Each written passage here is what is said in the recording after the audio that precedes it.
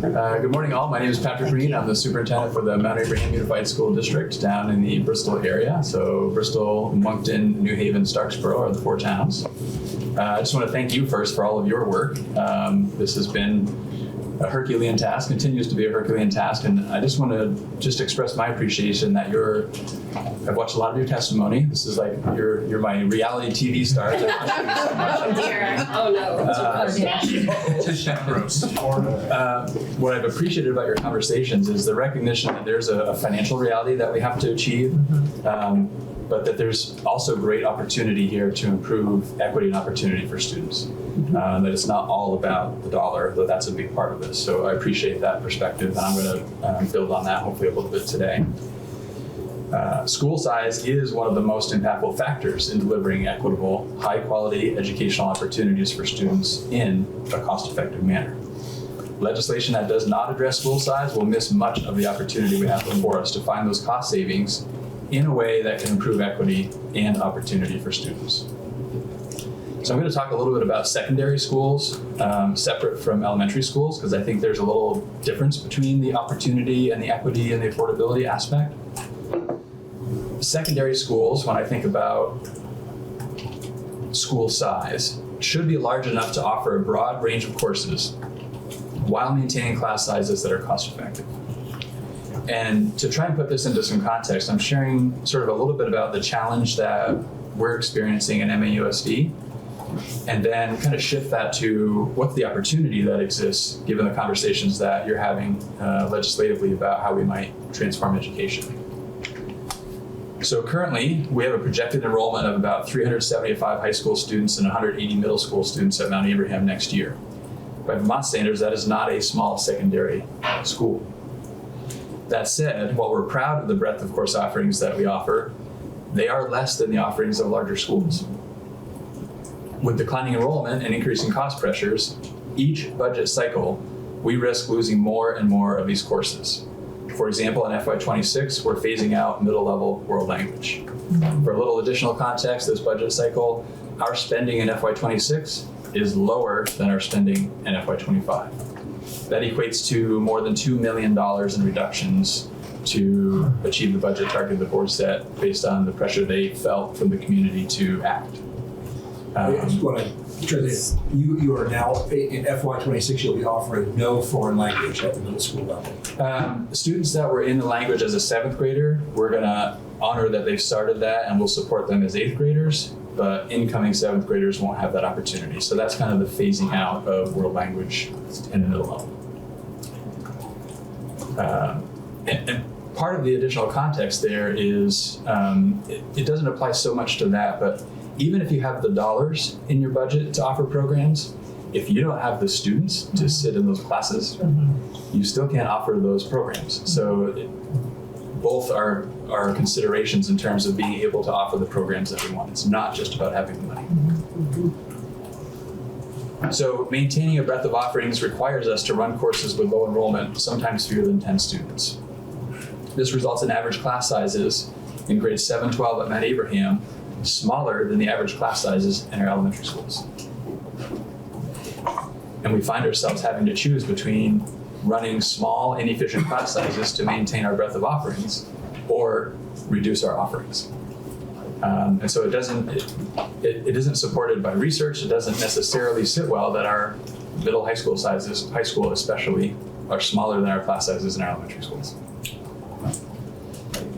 Presently, this small class size can significantly impact our cost per pupil and therefore our tax rate.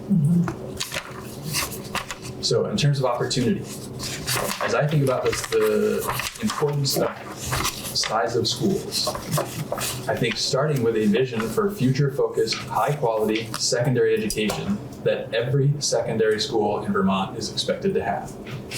If we don't define that, then I'm not sure what we are reducing for or towards. Like that vision feels like an important place to start. From that vision, you can then determine what's the minimum number of students we would need to efficiently populate those secondary schools that provide that education that we've decided is what every secondary student in Vermont should have. Then legislation could follow to require the consolidation of secondary schools to achieve that scale and provide that type of education. I've offered testimony earlier this year that any sort of school reduction is only likely to happen at the scale that's needed through legislation. I don't see local communities, as my experience has been local communities, maybe here and there are some that have happened and might happen in the future. It will take us many, many decades at that rate of change to get to the scale that I think is needed to provide for our students. So legislation is a really important piece around school size, numbers of schools. I'll talk more about the construction aid bill. It's tied very closely to that, as you've all been discussing. And that's actually my next bullet. Include school construction aid where needed to create buildings large enough. In some places in the state, there are schools that are large enough to absorb children from another school with little to no construction. In other places, probably significant construction is needed. So digging into those nuances of what's really needed will be important. And I think supports the conversations you had yesterday, stemming from Friday's conversation about creating a group of folks to really dig into those nuances and figuring out how we get to scale strategically. When we think about elementary schools, and from my perspective, fewer secondary schools seems far less controversial than fewer elementary schools. There's a relationship, I think, between towns and elementary schools that is a little different than between towns and secondary schools. And I want to just express that I am fully aware of the controversy around this, given the experience that we've had in MAUSD trying to tackle this problem.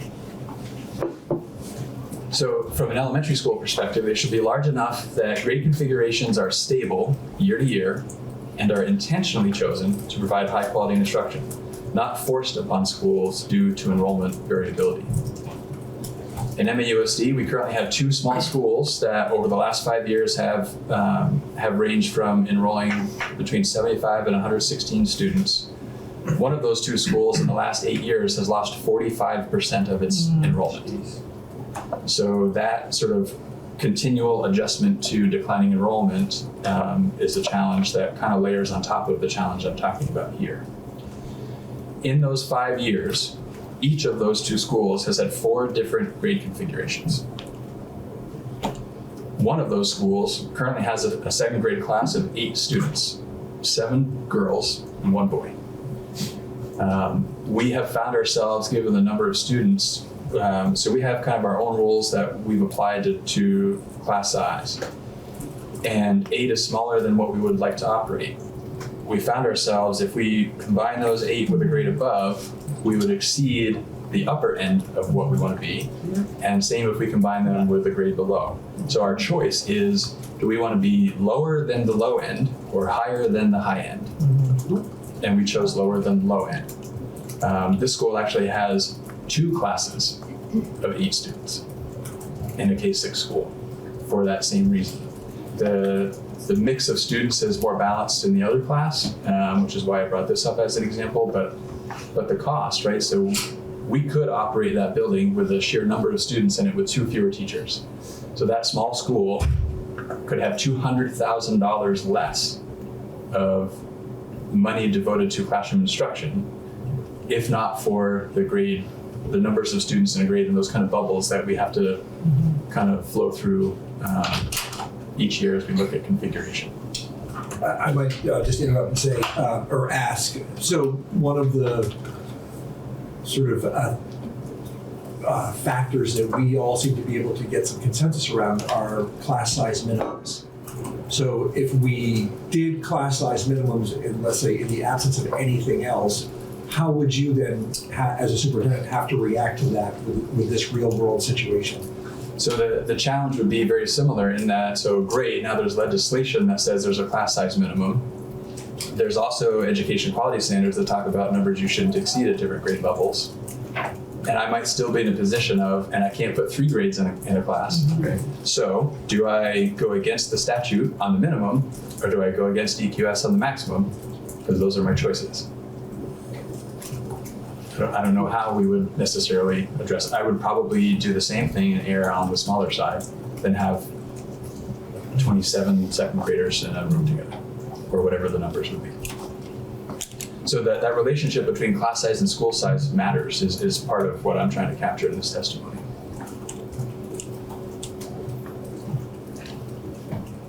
So continuing with the current challenge, teachers have expressed concern to me about teaching math. It's usually math. I think there's some other challenges, but math tends to be the leading challenge in teaching students when there are 2 grades combined. In particular, when there are 2 grades combined and you're the only teacher that teaches those 2 grades. So there's a single 5-6 classroom in the building. It's different if you have 2 5-6 classrooms and you've chosen to have multi-age as your instructional strategy. Because then those teachers can sort of departmentalize. One can teach math to the 5th grade, and then so there are options you have when there are 2 teachers teaching that. Those options go away when there's 1. It's difficult, and I also would say that it's difficult for one person to be an expert in literacy, math, science, social studies, both curriculum and pedagogy, as well as understand the range of developmental and social and emotional needs of students for multiple grade levels in the same classroom. Because you not only have the 2 grades that they're in, the range of needs of students in any one grade expands in both directions, and now you add 2 grades together and it expands even more. And when you're a singleton and you have a requirement to be instructing in all of these areas for all of those ranges, we're asking an awful lot of people. And I think that contributes to teacher burnout and less job satisfaction. In addition to that, it's not necessarily giving students the very best instruction we can give them, because someone's going to have much more of a skill set and disposition toward mathematics than literacy, or vice versa. I think our job is to try and get the greatest expertise in front of the students that we can, and our current design makes that really challenging to do. Even, we can talk about, we can offer professional development to teachers to develop those skills, and we can. The problem is continuing the professional development in all of those areas means you have more watered down professional development. If all of your professional development is in the area that you are primarily instructing in, you're going to develop an expertise that would be hard to achieve otherwise. And I've had this year teachers leave the profession mid-year, citing workload, and that it's an unmanageable workload. So for me, when I think about the opportunities, first and foremost, it's about opportunities for students. We also have opportunities to create working conditions for teachers that are more satisfactory and give our students better instruction. So shifting to that opportunity, again, I think it starts with a vision for future-focused, high-quality elementary education that every elementary school in Vermont is expected to provide. That's the constitutional obligation, right? Substantially equal education. We're not delivering that right now, which I know you recognize, and that's part of why we're talking about shifting the way we provide education. For me, and as my colleagues testified yesterday, it's difficult on any of these really important and controversial topics to get complete agreement, even amongst superintendents. My thoughts that I'm about to share fit into that category. When I think about school size, and I think about grade size, and I think about the opportunities I was just describing that we should strive to provide for our students and our teachers, the number of students in a grade matters. When there are enough students in a school to have at least 2 classrooms per grade level, schools then can choose straight grade or multi-age configurations. They can choose to have teachers departmentalize or teach all subjects. They can choose to change the sort of dynamic of the group. All right, well, those 2 kids didn't get along very well last year, so next year when we're building our classes, we're going to separate those 2. When you have 8 kids in a grade in a school, your opportunity to adjust that dynamic is pretty limited. You can also create regular opportunities for teachers of the same grade and the same subjects to collaborate on curriculum, instruction, and assessment. It's really hard to do that if you're the single 5-6 teacher in a building. We have early release days 6 times a year where we bring those teachers together and they get some of that collaboration time. They may pick up the phone and have a conversation or have a Zoom. It's limited.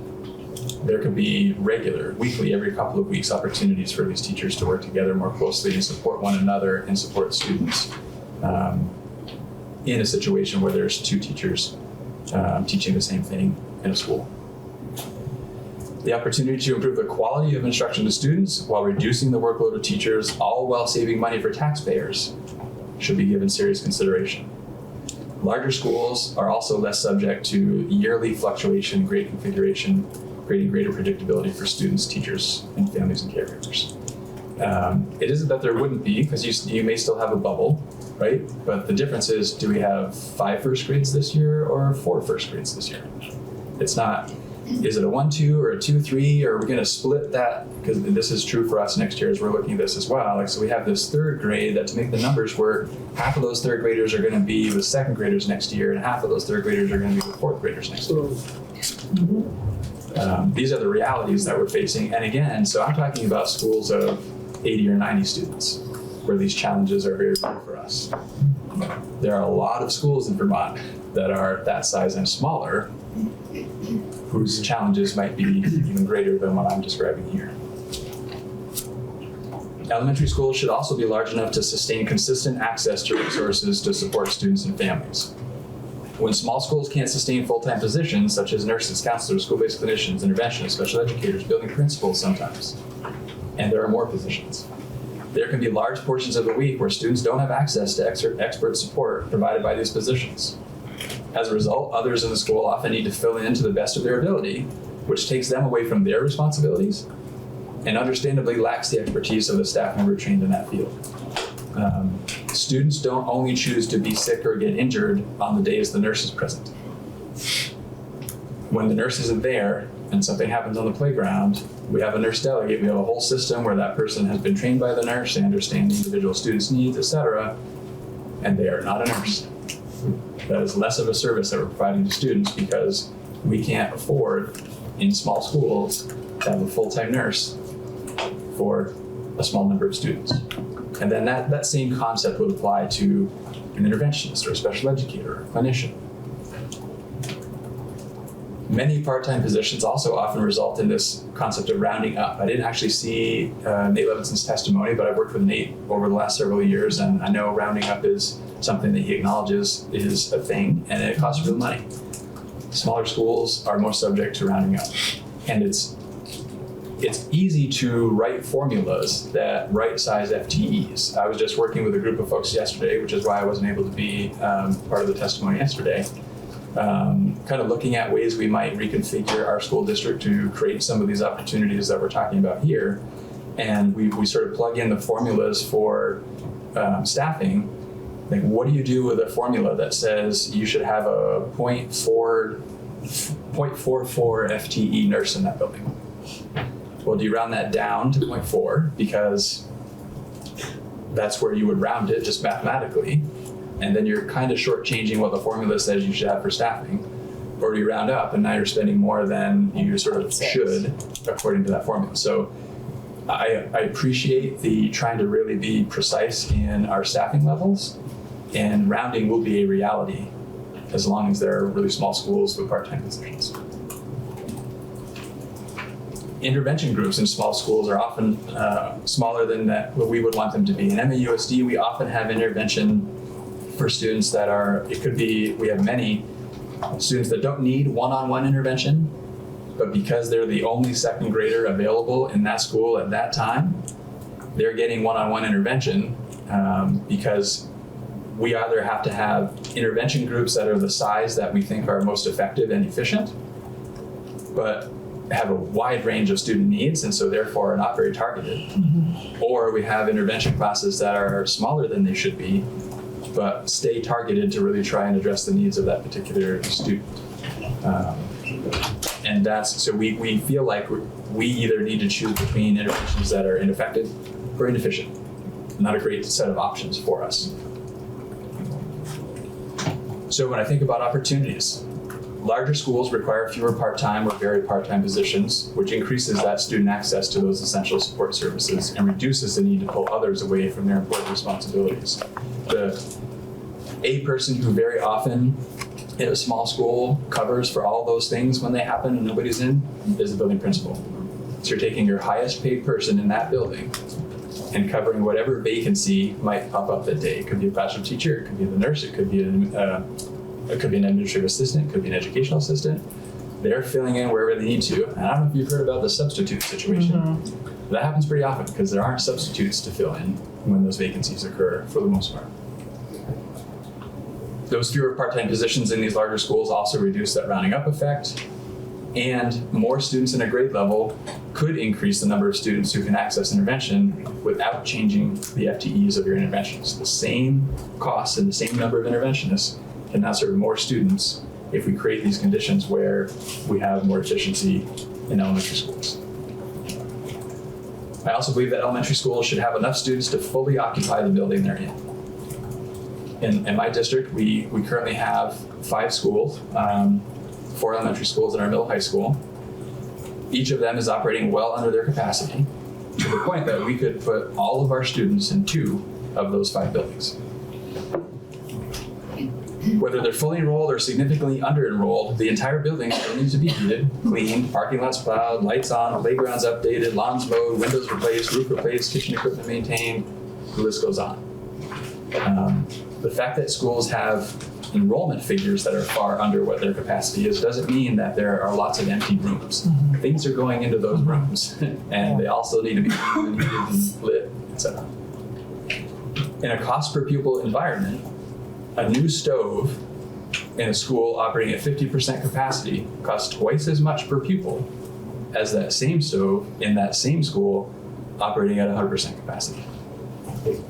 Multiply that by the thousands of things that you could when we talk about that scale, and that adds to real cost per pupil implications.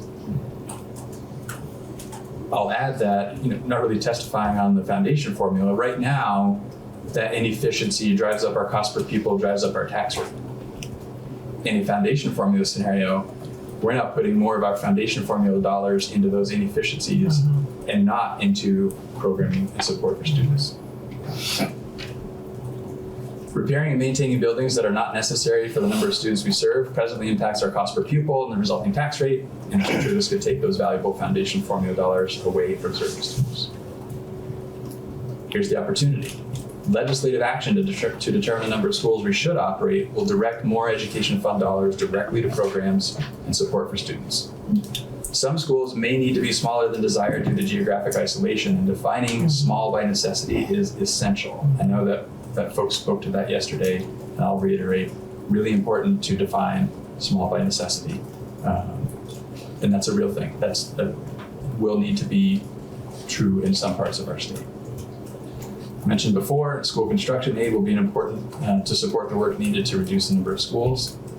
And towns who lose a school should receive state support to study alternative uses for them. So that feels like a really important part of this whole transition. It would be heartbreaking to see lots of empty school buildings just deteriorate when they could be something really vibrant that supports a town and fills a void that has been created by the loss of a school. That's it. Thank you. Thank you. Great, thanks. It sounds like what you're saying is that at the elementary level in your district, you could put everybody under one roof, which I assume would be Bristol Elementary. And we would change our structure a bit. So Mount Abe right now is a 7-12 building. We would probably look at making that, we would do probably a 5-8 middle level, sort of a school within a school. And then K4, it would be tight, but K4 at Bristol would be an option. So if you could wave a magic wand and make that happen, what would that also require significant construction renovation work? I know that you already have been trying to get a bond passed for high school renovation anyway. But we would not have to add to the footprint of either building. Yeah. Both buildings need some work, but we wouldn't need construction to expand square footage to fit those students. Yeah. Bristol, so Mount Abe has enrolled historically. We've actually had just under or just over, like within 2 or 3 students of 1,000 students in that building as a 712. Their current enrollment, 712, is less than 600. Bristol has had historically 497 students in it. Their current enrollment is about 250. So if you just take 1,000 and 500 with capacity in those two buildings. Again, they'll be full to the brim, but for give or take 1,500 students, and our total enrollment is about 1,150. And if you could make that happen, would you say that, do you feel like many of the things you've laid out here in terms of the advantages to especially teachers of having scale, that you'd be able to see that at that, like, have teachers been, would they sort of say, yes, that would be a much more ideal environment for me than what I currently have? So I have a district advisory council that I'm working with right now, which is representative of teachers and support staff, administrators from a range of schools in the district, where we're looking at, it's our concern. So unclear exactly where the state conversation is going to lead and when, but that is sort of hanging out there over all of the conversations we're having. But this is my 9th year. We've been talking about this for 6 years and trying to address the concern that we've seen coming, that we're experiencing now. So there's interest in working to address that. And so this group of folks, we've been engaged all year exploring what could we do? If we just sort of wipe the slate clean, what could we do? And we're looking at options that would have fewer schools. We're looking at different ways to use all the schools we currently use. And there is a really positive energy in this group that's really studied this deeply about the possibilities that this could provide for students, for teachers, and for taxpayers. And the scenarios where there are fewer schools operating, the benefits to students are equal or greater to the other sort of reconfiguration ideas, and the savings are almost 2x. And there's still savings. There's a way that we could rearrange the way we still use all of our schools, achieve some of these benefits that we're talking about, and still save fairly substantial money, just not quite as much as in the fewer schools options. So we're doing this analysis right now and thinking through when, how, what do we do with this in light of the state context, in light of what will likely be an FY27 budget process that will be a challenge that coming on the heels of. So obviously building FY25, our budget failed twice. We cut hundreds of thousands of dollars to get FY25 built. We then cut millions of dollars from FY25 to pass FY26. And using even those FY26 staffing levels, what we're seeing is we could save actually quite a lot more than that and do better for students if we rearrange how we're doing things. And frankly, we don't know how long we can wait for the state work to take place. But I'm a proponent of making sure that it's done well over doing it quickly. And we'll continue to problem solve while that work is getting done. But we're trying to decide what capacity do we have, does the state have, does the board have, to try and really move in this direction in light of everything that's happening. One of the more controversial requests made to us is to remove the parts of articles of agreement that allow towns to veto closing their own school. And I know that you have said that is definitely a barrier for you to make change in your district. I guess the question would be along the lines of, if we just did that, would you sort of still be held up by the sort of political realities of people objecting to a reconfiguration that would include closing the small rural schools?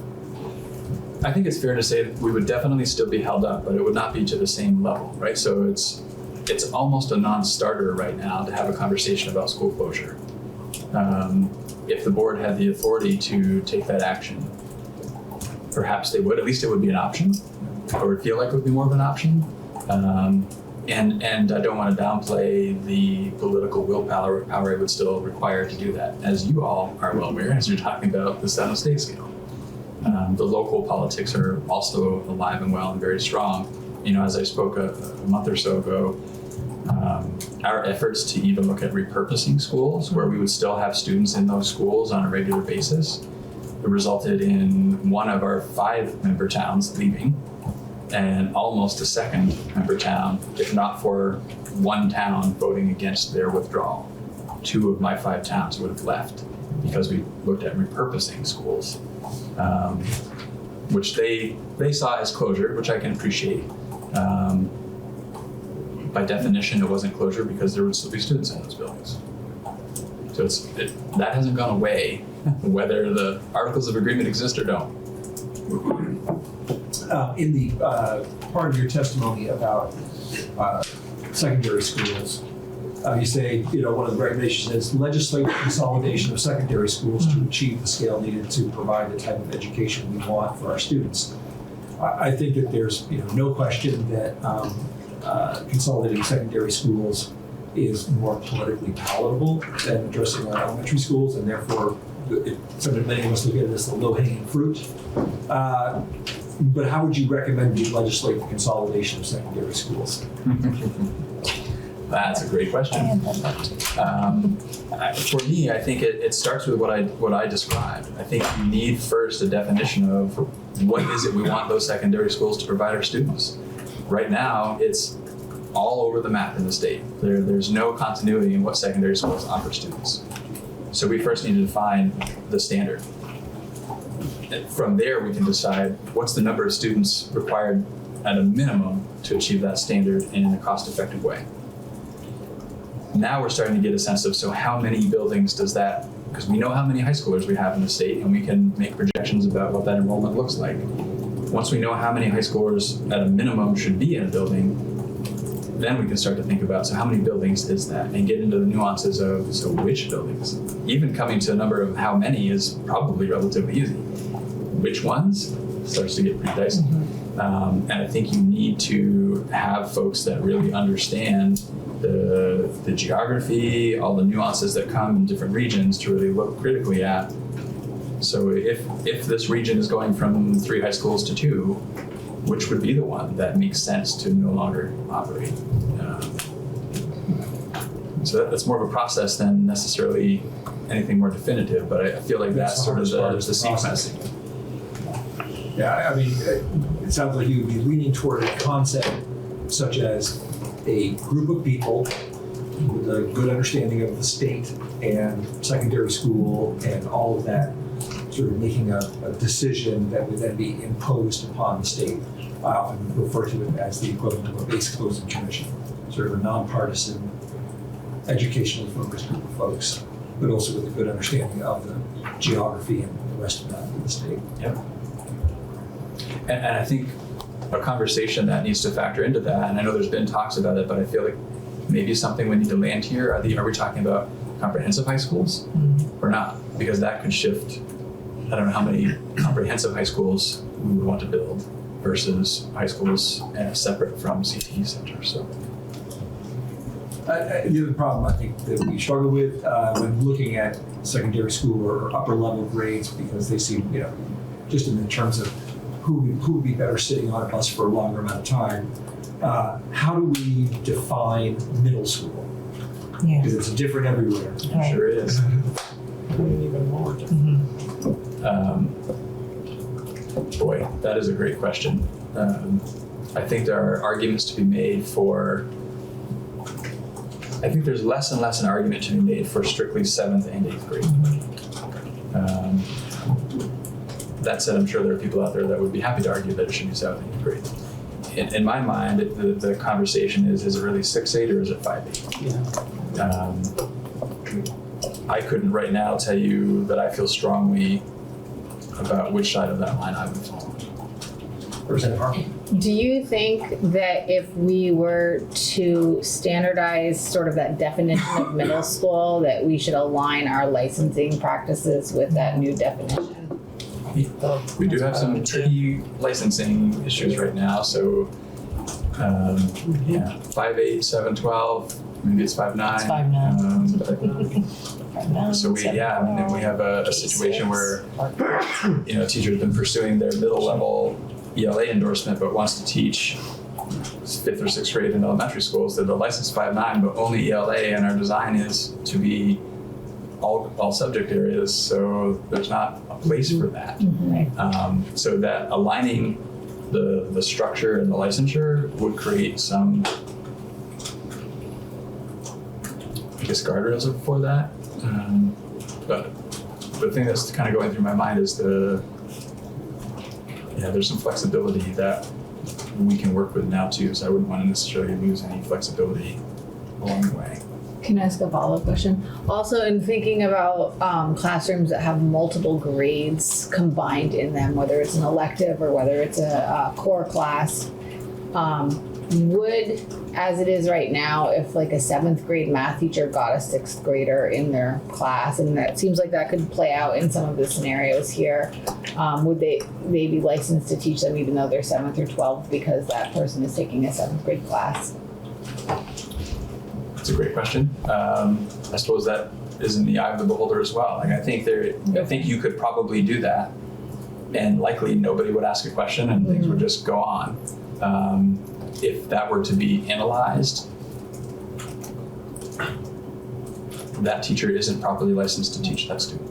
Okay, so that's Unless that student has sort of skipped a grade, right? right. If they are officially a 7th grader, even though chronologically they're a year younger than everybody in their class, then they are a 7th grader, in which case it's not a problem. If they are a 6th grader and one portion of their day they're doing something else, it could be called to question, and I don't know where that would land.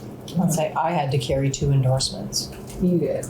So, Lee, what you just brought up is just another example of every time we sort of think we can do something, there is a bunch of little things that almost prevent it without us making further changes and getting into the sort of complex world of teacher licensure with middle school grades is, Sorry. No. It's really important to question. highlight that it's not just simple draw lines, we're done. Yeah. These are complex questions that we continually, that keeps confronting us as we continue down the road here. Yeah.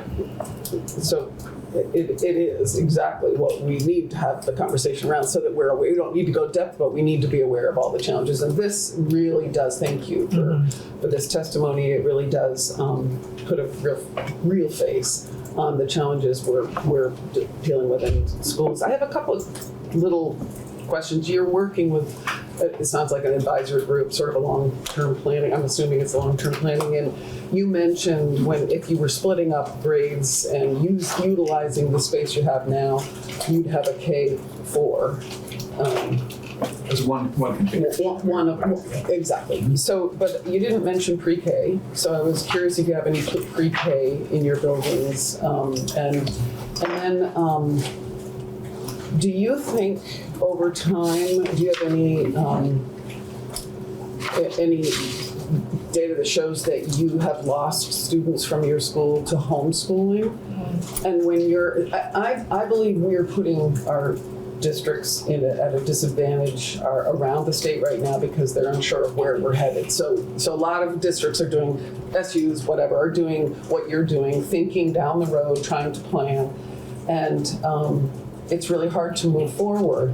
So if you're thinking, how am I going to look 5 years from now without knowing what we're doing, you got to take into, it sounded like those schools would be filled if you changed your configuration. And if you add pre-K into it and you maybe attract homeschoolers back into your building because you suddenly are able to offer more programs because you've consolidated, those are the things that every community and every SU are trying to deal with right now. You may need to add on, in fact, and that is a good thing. I'm trying to say it's a good thing, and it's really hard to make that step locally without us making some decisions. So are those things that you're discussing So long-term? I'll try to answer the series I'm of sorry, questions. I threw a lot at you, but you've really got a lot going here, and it's complex. It is. So we do offer a pre-K program, a relatively small, and only in one of our buildings. So about 35 pre-K students in our program. Okay. And so what we've been talking about with that K4 building and then the 512 in one of the other buildings. So we also currently lease central office space. So one of the things we would look at is moving pre-K and central office into one of those vacant buildings. Got it. And so theoretically we could expand pre-K as we've actually looked at expanding pre-K. What we have found is it would be an added cost because it's just more our compensation package is different than what private pre-K providers are. So it's an added cost, which in these times is something that is not done lightly. But probably even more important, why we haven't expanded pre-K is the unintended consequences. If we expand pre-K and we're taking 3 and 4-year-olds out of private provider scenarios, oftentimes those 3 and 4-year-olds are kind of the bread and butter to private providers, who are also maybe offering infant and toddler care. And so if we're taking away, because of the ratios and how that works, if we're taking away the bread and butter of those private providers, either infant and toddler care may go up even more, and I don't know if you've looked at those costs, but they're quite high right now, or private providers would have to close up shop, which would have a negative impact. So we've looked at that and decided intentionally not to expand pre-K, but theoretically we'd have a whole building that, or most of a building that could occupy. So that's the pre-K story. And now I've lost the other question. This was homeschooling. Homeschooling. I would need to I haven't looked at sort of the historical number of students that have been homeschooled recently. And there would be a lot of factors that would go into that, right? So some number of years ago, 10, 15 years ago, there was a bit of a threshold you had to meet to be eligible to provide a home study program to your child. That threshold is much lower now. So what impact that change has had on how many students home study would be hard to unpack, but it's something, I think. So I guess in short, I don't know that I could tell you right now how much of an impact I've seen on that historically, and if there's something changing in that trend for us. Yeah. And there was one other piece that I'm missing. I don't know. I was all over the place because you got me thinking about all sorts of stuff. Yeah. But my point is, it sounds like direction from the state right now, even on grade configuration. I mean, we just talked about the middle school. Should it be 5 through 8 or should it be 6 through 8? If we had a like model around the state, it would address some of those questions for licensure and everything else. From I remember the other one, it was around expansion. So if the home study moved in, so one of the things we looked at, if we're going to have central office and pre-K in one of those vacated buildings, we've looked at either if we feel like that configuration would be a little too tight, especially at our larger elementary school, we could have a pre-K, potentially with central office still in one of those buildings, and that would free up about 90 to 100 seats for that expansion. So we'd have a little bit of wiggle room there if needed. So you do have space for, you know, like, if needed. And I guess for the middle school perspective, sort of weighing the challenges of having to sort of pick a middle school model, 5-8, 6-8, versus getting stuck on that and not making the change that's necessary. Like, it matters a lot less to me whether it's 5-8 or 6-8 as defined than it does that it's defined and we move on and we do something to make that better than what we currently do. Right. Okay. Thanks. Thank you. I think, one of the hallmarks of the governor's proposal, and certainly something that we are agreeing with, is fewer districts, period, whether it's 5 or 19. And with, I wouldn't mind your opinion on this premise, is that a district board, potentially a semi-professional district board that is governing a broader swath of territory with no articles of agreement in the way, because creating new districts removes all the articles of agreement, would be better equipped to make the hard decisions than, I guess would they be better equipped to make the hard decisions, one, than sort of two, as opposed to a more high-level state-imposed. I think it's one of the things we wrestle with is we keep saying, you can't ask any volunteer board to do this. I'm not sure you can ask a semi-professional board to do it. But I just wonder, somebody's going to have to make the hard call, and I'm not quite sure who does that. Yeah, that's it. Those of us who have been through the experience know that it's not a lot of fun. It's hard for me to necessarily conceptualize these larger districts, particularly because I don't know if it's 35,000 students or 4,000 students, and there's quite a difference there. So it's hard for me to necessarily contextualize that, but where my thinking is kind of back to what I said before. If it's not in statute, the likelihood of the change happening decreases. It's probably more likely in this scenario you described in a larger district, a semi-professional board without articles of agreement that make that practically impossible. But it is not without significant challenges still. That challenge is greatly diminished when it's written in statute. What's the closure threshold? That means we have. Yep. Who makes it? And that is somewhat selfish, but also somewhat, I think, reality. Yeah.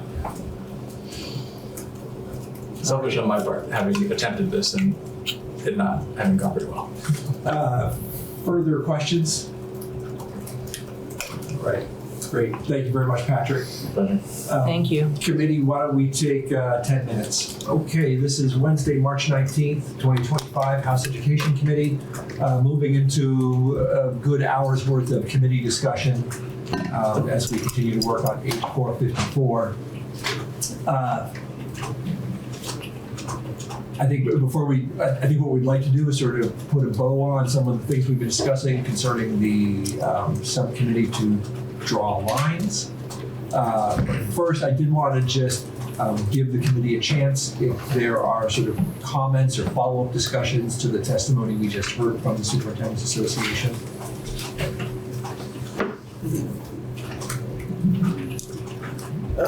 No one's required to comment on that. I'll offer the opportunity. I'll just say it's much what Rep. Long has been saying. You have to have your vision first of what you want. You know, saying this is what a high school should offer. This is what an elementary school. This is where we want our vision to go, and then say, all right, so what is it then? Then what does it look like?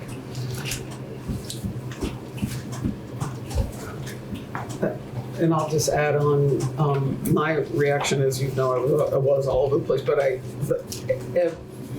it was really important to me that we hear the little nuances that we're not aware of how it impacts student learning in a classroom, the structure of our state's education system, how that impacts student learning in classrooms. And I really appreciated having that right up front. And I will recommend to anybody that they should read that testimony or even watch that testimony, because I think it really does express the challenges that are happening every single day that none of us are really aware. I mean, I know we have teachers in the room, but we don't know how it's. But I think on the other side too, how it affects the professionals in the building. You know, as he said, people leave mid-year. That's Well, I mean, my SU just had the same thing. that's crazy. that's it for me, and that impacts student learning. That's what I'm talking about You know, too. the So instability. it's a cycle. Having to learn a new program every year Instability is really is not good for kids. Representative Brady, Representative Harple. Yeah, I think it just underscored for me that stability when we think about the big goals, as we've been having to talk more about what we're doing in here to other committees and other members is, you know, we potentially get something pretty big ready to go to the floor. You know, I keep hearing where are the savings, what is it doing for quality? And I think the quality piece, you have to have stability to be able to have quality. And so in many ways, like our role is to better stabilize the system, create the conditions for stability so that education professionals can do education work, not logistics, schedules, buildings, facilities, PCB remediation, like so much kind of constantly putting out fires. Some of that will always exist, but that there's quite a bit of instability, and it's unequally spread throughout the state, but the instability itself just puts stress on the people, the education professionals who need to be doing educational leadership and work, and that is the direct tie to quality that I see. Absolutely. I just think he did a really good job expressing about in the multi-grade classroom something that we don't think a lot about, which is that it's totally normal at this point for there to be more grade deviations across a single grade, so that if you're dealing with 2 grades, you're actually dealing with 2 grades of each grade, you know? So it's like not a 4th, 5th grade reading room, it's actually a 2nd, 7th, or a 2nd, 8th. Right. Because of the range of ability. Yeah, and that's incredibly challenging to ask our teachers to do. Yeah. Yeah. One other thing that's really caught me off guard, and maybe is a surprise to the educators in the room, but I never considered that a SU or a school district would be actually considering splitting. He gave the example of 2nd grade. Some would be with 1st grade or whatever grade it Some was. go up to, I can't even imagine how that is good for kids, families, schools, No. education. Very real. My kids do that. I did Where that. were some of the kids were with a lower One class group with and their some were with class a, divided that's in half something and someone mine else has never, has been. That happened to me in my learning. How do you, we're getting into really touchy territory there about choosing which kids go which one. Well, so I was- and And I'm that was not exactly okay the with result. I remember I am not okay with well, that. I was in a 1st, 2nd where there was also a 2nd, 3rd in the next classroom over.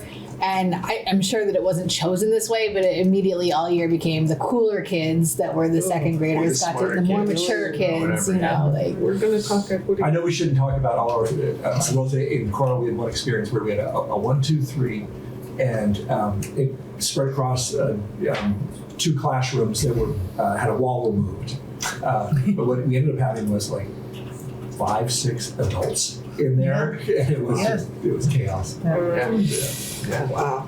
Anyway, okay. Okay. Yeah. I would just add that I appreciate the thoughtfulness of thinking about elementary schools that might be near other elementary schools that have declining enrollment or not enough kids in them, and thinking about, you know, maybe they're not viable. But then on the flip side of that, thinking about small schools that are geographically isolated or whatever, and that those, we need to find a way to hang on to those schools for the necessity of the community and whatever. Yeah. So like not all small schools, I guess, are equal, is what So I'm saying, whatever. thank you for saying Yes. that, in part because I sort of keep a running list of the thoughts that are running through my head.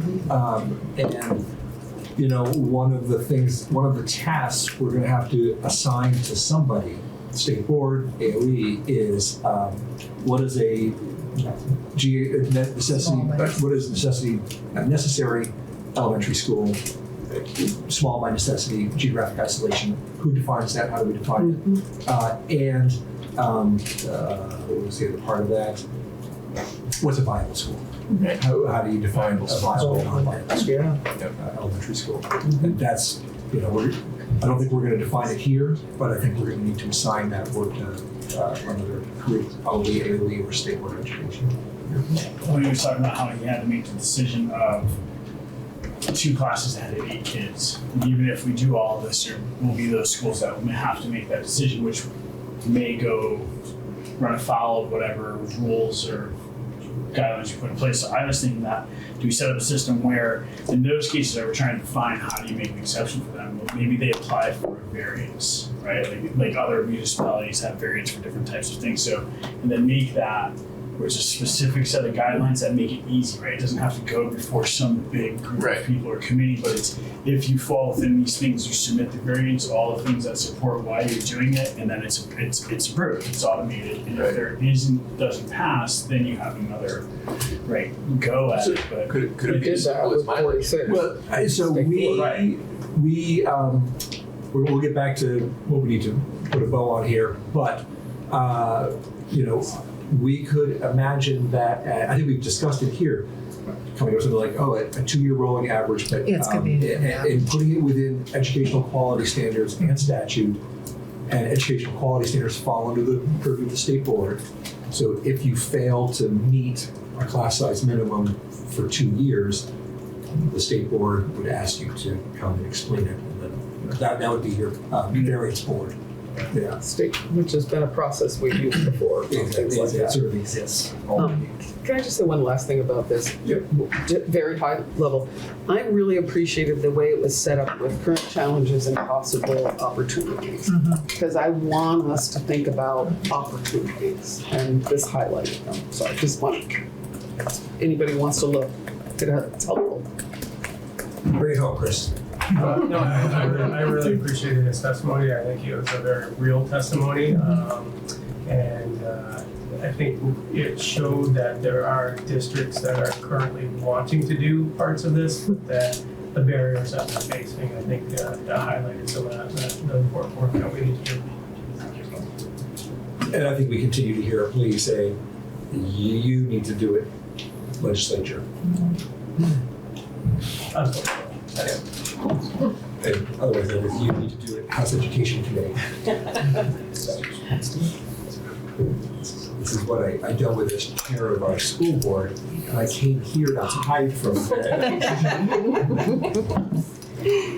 All right, let's go back to our line drawing concept, our district formation concept. So we have just a little bit of a, I won't call it legal, but kind of a regulatory definition of like, generally you think of a subcommittee as a group of people from the committee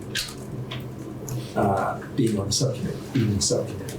And the concept we have batted around here is to say, well, you know, we want this to be a group of people who fall under the Commission on Future Public Education, but not necessarily the members of it. So asked Beth to sort of work out some options. What seems to be, we can have her talk about that since she's here right now, but maybe after we sort of throw some more definitions out there. One of the options that we're looking at is you appoint 5 non-voting members to the commission, and they become the subcommittee. It's just sort of a legal workaround. So we'll talk about that a little bit, just as a preview. All right, Erin, where are we at? We have, can we lock in I sent them to Beth for drafting, I don't know, not that I have to be right now, the goals or the sort of parameters for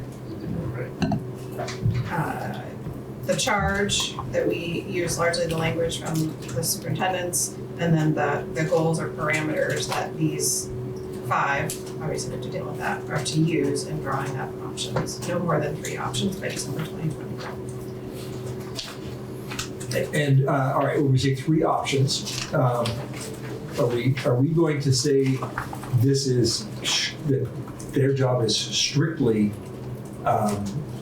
drawing lines, or are we adding in and a recommended number of school board members and anything else, or just keep them tied to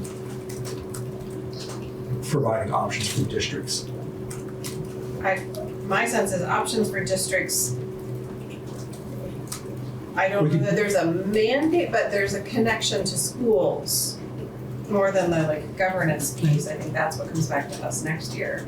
But there's the district piece is inextricably linked to the schools, the reality on the ground of where do you have 5 nearby that could be 2? Where do you have a building that's underutilized? Where do you have I guess we have that a little bit in our goals. I don't know if we need to get more specific about that kind of school piece. I am persuaded by what we're hearing of,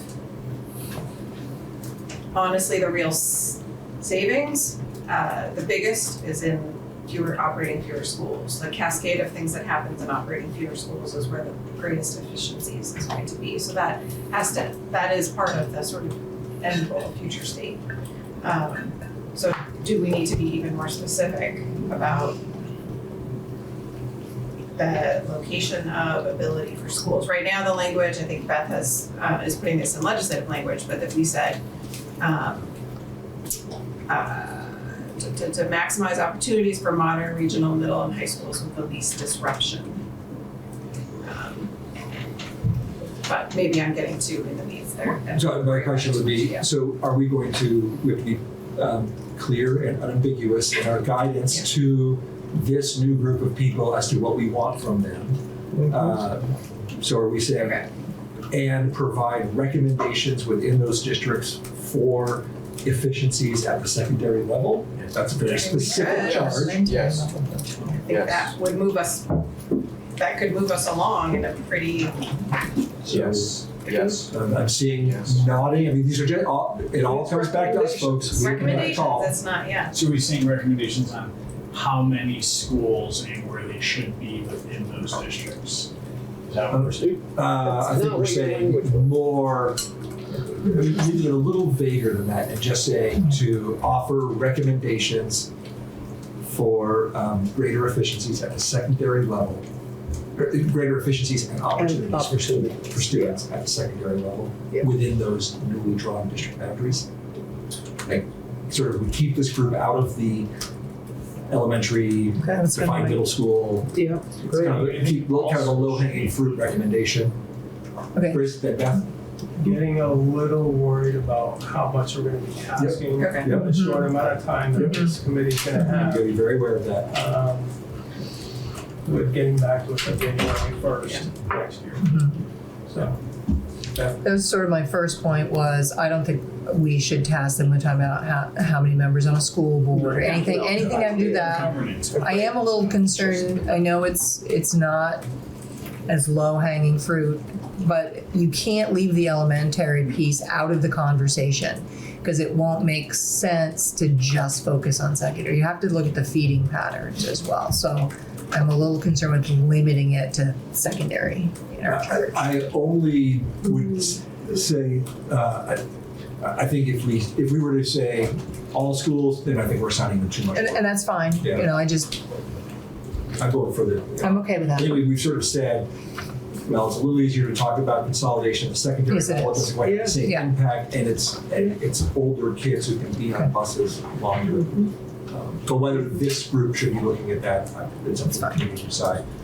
Go ahead. I don't know that all schools is too much from my perspective because we have all the raw data at the AOE, even as Superintendent Adams said, we have the data to do the study. Getting the data is the year-long thing. The study is the short piece of it, the GIS piece of it. So I don't see why you can't. I think governance, all of that, yes, that's too much for them to do.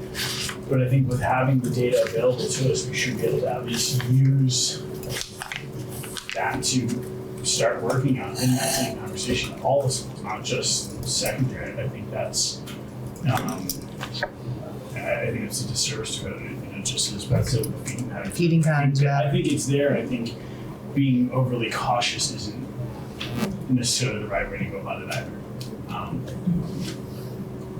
So, are you saying that all schools would, for this group to be When taking on? they're running the maps and generating what the new districts look like, where the potential room is, without saying specifics, right? But what are the recommendations for where schools should be, how they should feed, operate, all of that? Yes, all schools.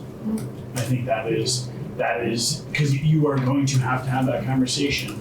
Again, now are we going to be starting another committee to do it when this subcommittee will have all of that information available to them currently from the AOE to map all that. I guess I would, if we're gonna go that route, and I'm hesitant because we are in this, the legislature is very bad at assigning too much work to a committee, so they come back basically having failed in their journey. But can we say more vaguely and include recommendations to the best of your ability on opportunities for consolidation that would lead to better opportunities for students? Well, if in their research, some are identified. As kind of, yeah, but so that would be more of like, hey, if you can do this, do it, but not No, to. I think it should be specific. It should be. then we'll get it done. Well, and literally, so it's not even the consolidation of the elementary schools at my point, it's the feeding patterns, you know, of where are these kids for these high schools coming from? You know, I don't want them to leave out that consideration. So what was it you had on secondary again? We could just say something about, and, you know, considering or keeping in mind Maximize opportunities for modern, regional, middle, and high schools with the least disruption. considering feeding patterns from elementary schools. Because even the testimony. I just want to remind you, I know you're in favor of giving them more, but these are volunteers who have other In the summer. things going on. Just having served on many of these commissions, I'm really concerned about providing, assigning too much work. But as the You're not considering think about drawing lines though without any consideration to where the elementary schools are. But it wasn't on our list. But even like the testimony we just heard, he's in a district where there's 4 schools that can be elementary, 5 schools that can be condensed into 2. 4 of them are elementary schools. I mean, that is a data point that needs to represent what they're doing. You can't do that without adding it into the whole thing. I mean, it just was very clear to me that that's a huge concern for his area, and we're gonna just focus on a secondary school. I think that we're missing half the point when we're having that conversation. And there is the data to prove to do the work.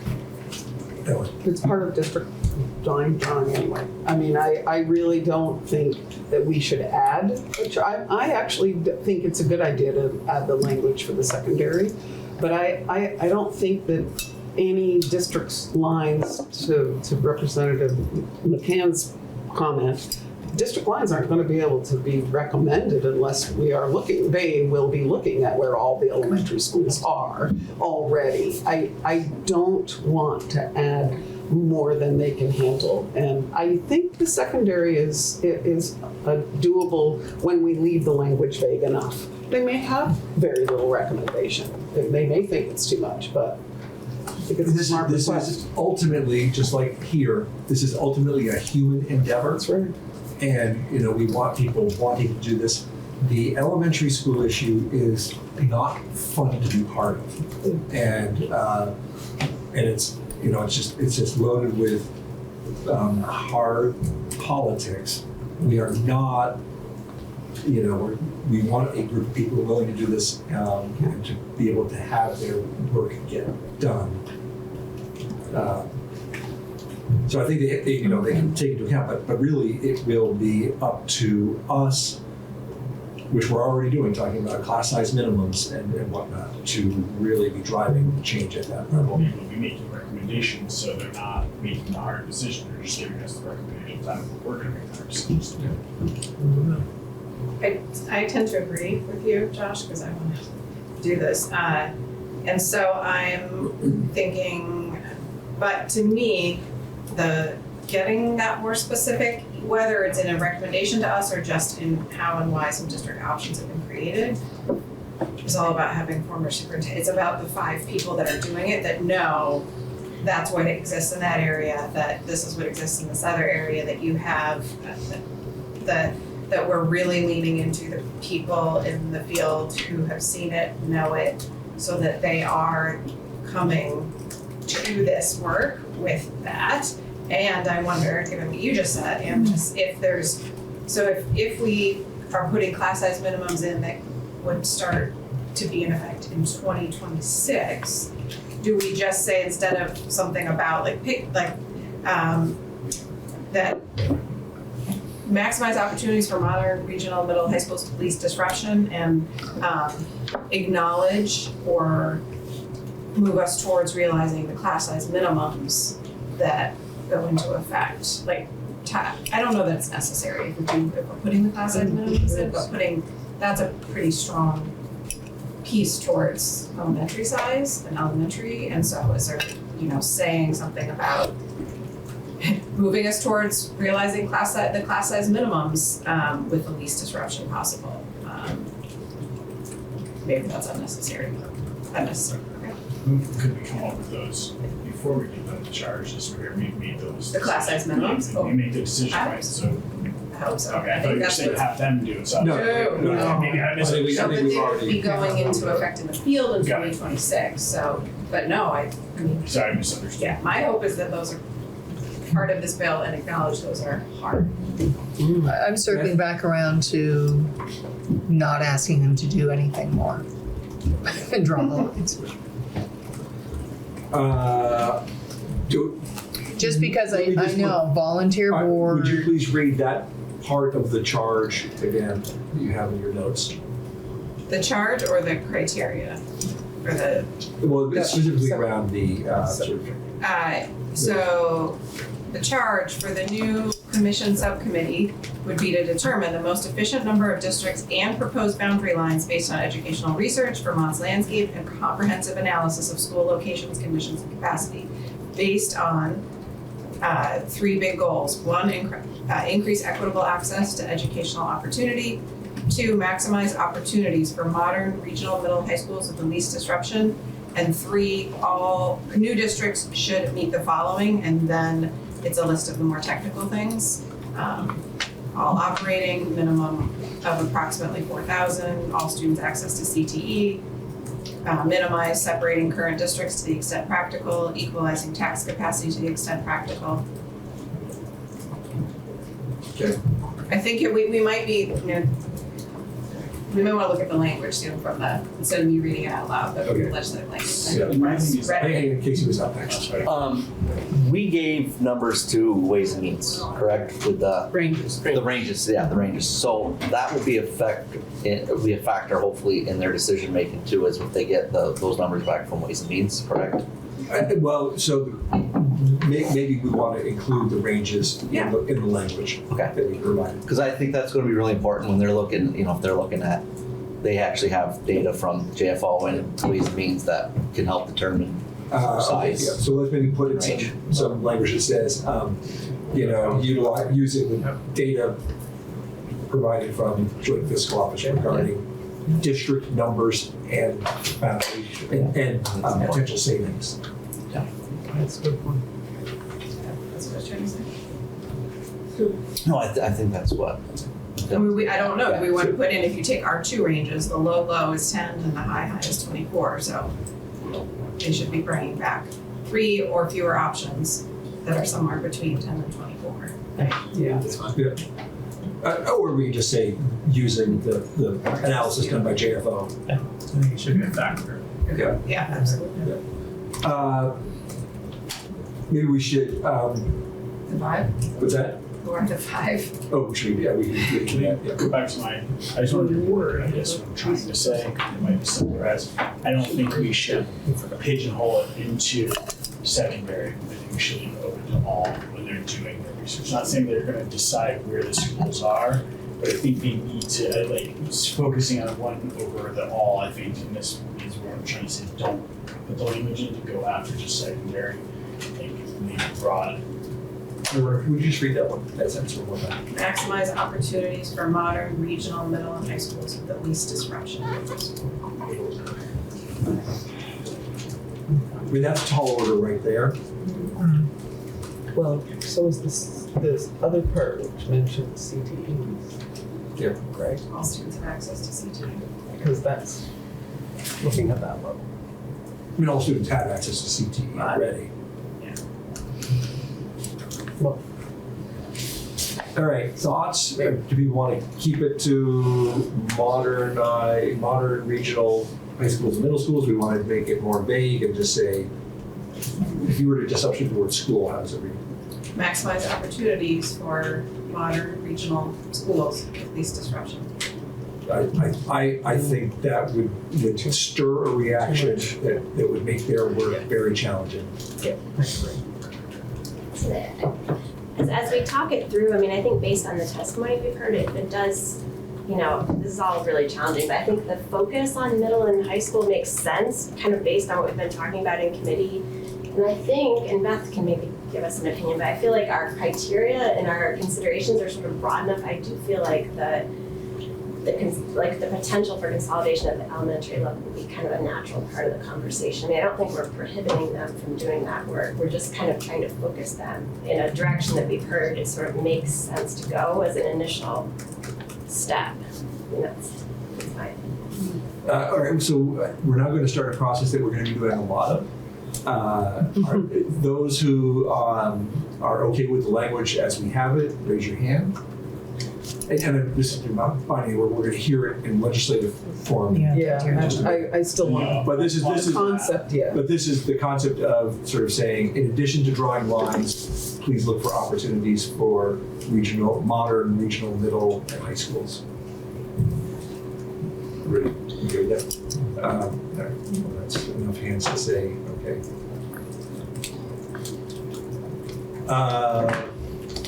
Okay, who are the five? Yeah, we're the five, and we need to wrap this up because we've got 1,000 more decisions. Who are the five? We had a former superintendent, right? I don't think we got anywhere. So far, we had No. former superintendent with extensive experience in Vermont, former business manager with extensive experience in Vermont. I actually talked to a current superintendent and a previous business manager last night, this morning. And both of those, one had said 2 superintendents, 1 business manager. And then an expert in the state's physical and human geography capable of calculating student populations times travel distance, which would be someone from whoever holds the GIS mapping capabilities. And then another person who is an expert on the facility status of the schools in the state, which would also probably have to do with that report that we got. People who are well served in those 2 areas because they are going to be key players in it, especially the department that handles GIS, right? Because they also handle The department that handles what? GIS surveys and stuff like that. They handle municipalities, civil engineering, all of those things, which will play a huge part in the mapping of it. So the 2 different people saying almost verbatim the same thing. I'm gonna argue against that. To say this, we're talking about 5 people. Superintendents, business managers, couldn't agree more. A GIS person is not an education Or person. somebody who works with But graphical. but we made language that says that they assist. I really see that kind of they people didn't give as technical assistants. We're asking this group to make educational policy, recommend educational policy to us. And a facilities person, and also somebody at the AOE, they're kind of focused on their own, and they'll have that sort of broader look. But I'm not Business manager. because I just want people who are in the business of education. All right, Brady, that Harpold? Well, I think that information you're talking about is super, super important. And so it's that technical expertise. To me, the reason why they don't need to be the person, like a GIS person on it, because I think they have to be working with, and we've got to make sure we resource this group, is that it's the superintendents and the business managers who can marry like the geography, but also with the reality. Like I think of what Amy said yesterday. Colchester, they've got kids because they don't have bus drivers. They've got kids on the bus for an hour and 15 minutes for, a single compact district. I mean, unfortunately, the transportation is more complicated than just the physical reality. It's also like staffing and who's available to do that stuff. And so to me, that's why GIS is like technical expertise, but the people who can sort of marry it with the on the ground reality. That's Leanne? 2 things. I realize that on a board of 5 people, we're really limited to what kind of diversity we can get on it. But I would like to see someone from each sort of region of our state. I guess even if you just crosshatch that sort of into 4. So like someone from more on the Northeast Kingdom, and I've gotten a lot of feedback from my community about that. We have special circumstances up there that I think need to be voiced. And second, I'm wondering how the committee might feel, even if this was a non-voting member, about also asking our student reps on the State Board of Ed to be part of this group. We have 2 student reps, right? Yeah. We've got 5. We've got 5 here. Right, maybe non-voting. I realize a Well, they're all teenager may not. non-voting. Oh, well, okay, They're just making a recommendation. right. Yeah. Chris?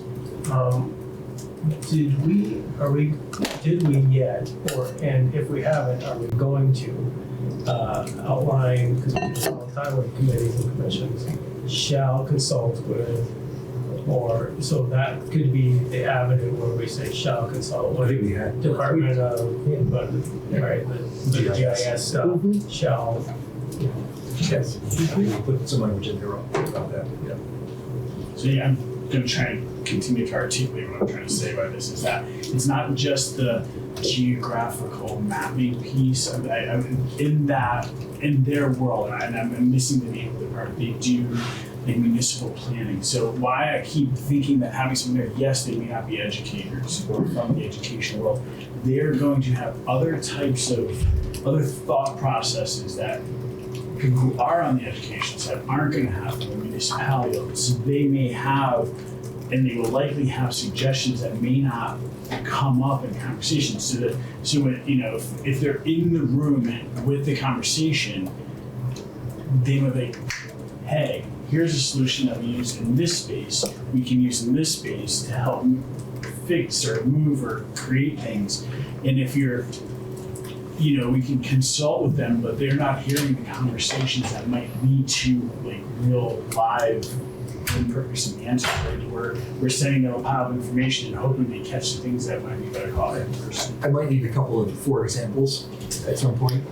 Beth? There'll be. I was just wondering, so you mean like someone from a municipal or regional planning commission?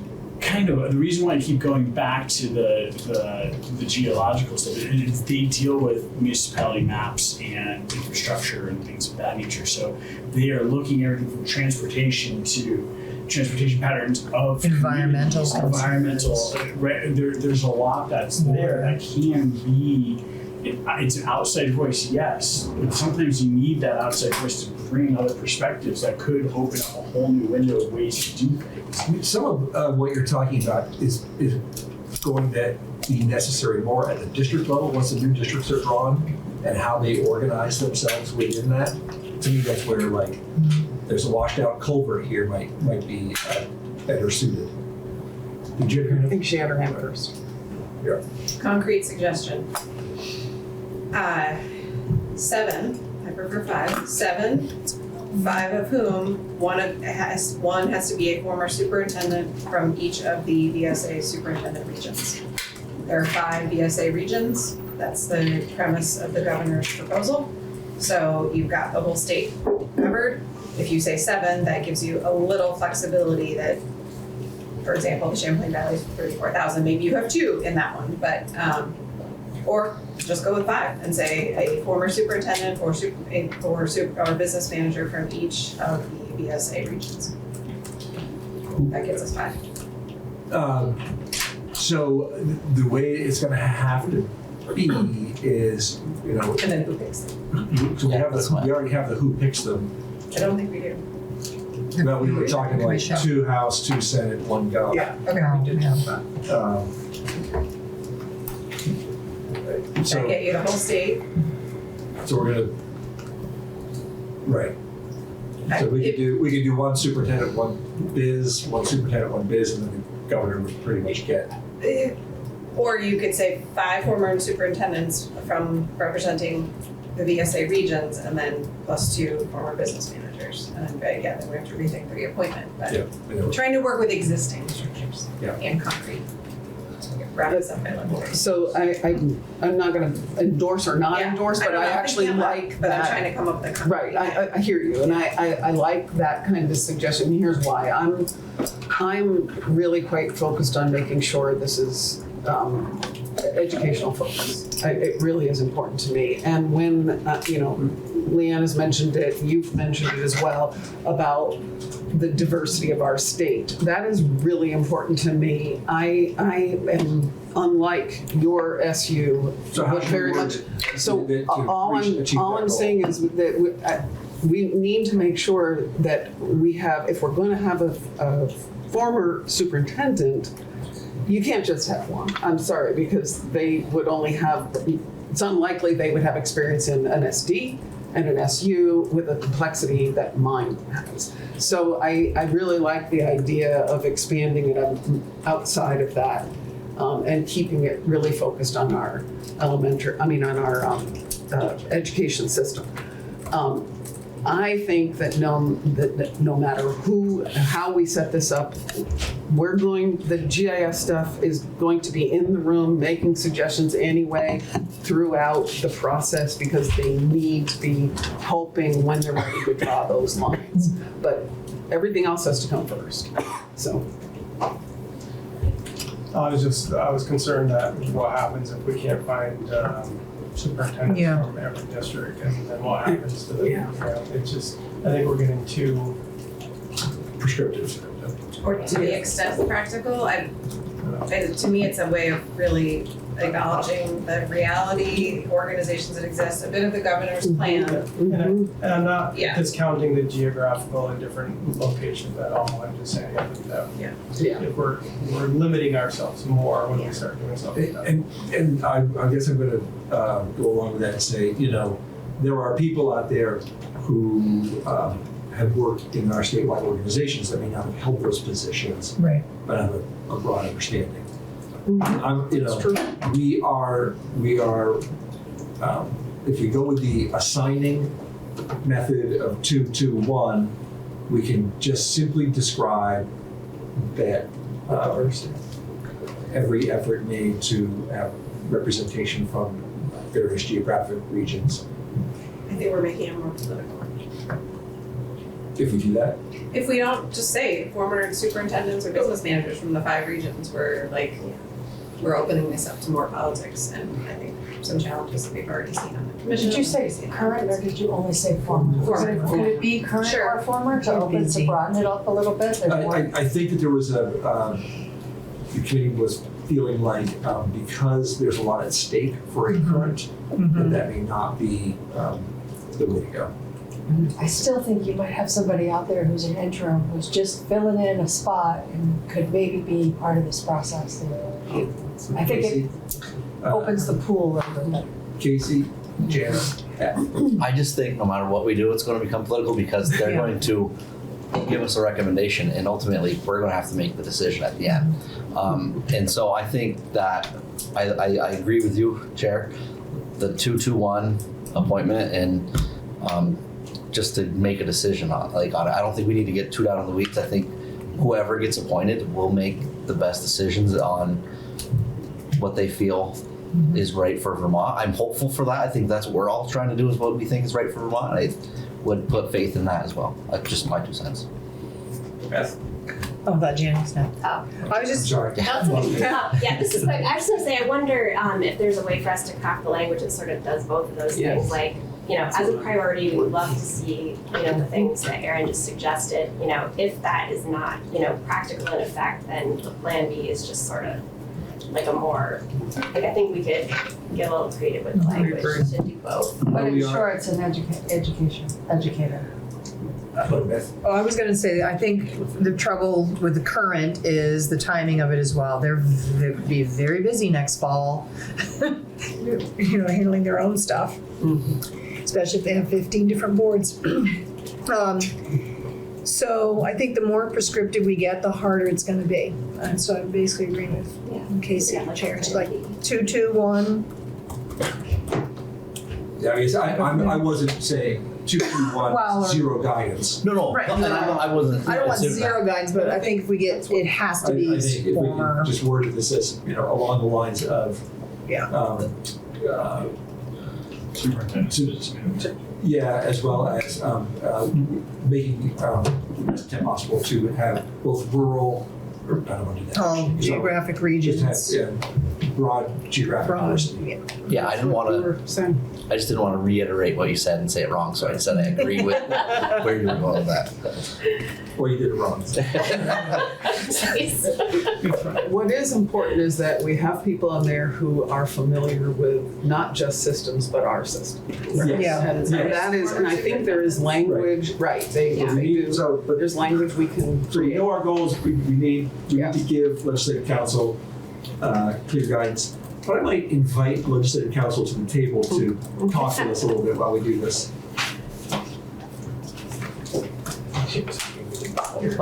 Yeah. And I just want to say two things. I'm a big believer in the committee process because the diverse range of opinions, I think we tend to get things right. But it is a slow, hard process and we need to acknowledge and accept that. Yeah. Hi. Hello.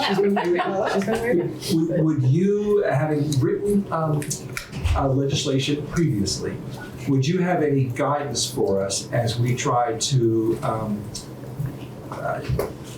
do this work, do this part of the work? And you could say, no, these are policy decisions that are all yours, or you could. That's St. James Office of Legislative Counsel. I don't mean to be not helpful in answering this question. I listened. I was here yesterday. I listened to your testimony. I've been sitting here this morning. I've listened to your discussion. I have draft language that is unedited. That is exactly what you all are talking about now. And in my experience, it is sometimes more helpful to look at the words. Yes, thank you. Yes, please. So I just want to give a couple caveats before I share my screen. One of them is, this is the first time you will all be seeing, I have formatted this language in a strike all amendment to H.454. So for those of you who are new, oh no, you looked at an amendment for the food dye bill, right? Or epinephrine? Yeah, yes. Okay. Yes. That was an amendment to a bill. And so you've seen a strike all amendment and you're familiar with the fact. We didn't do strike all. All right.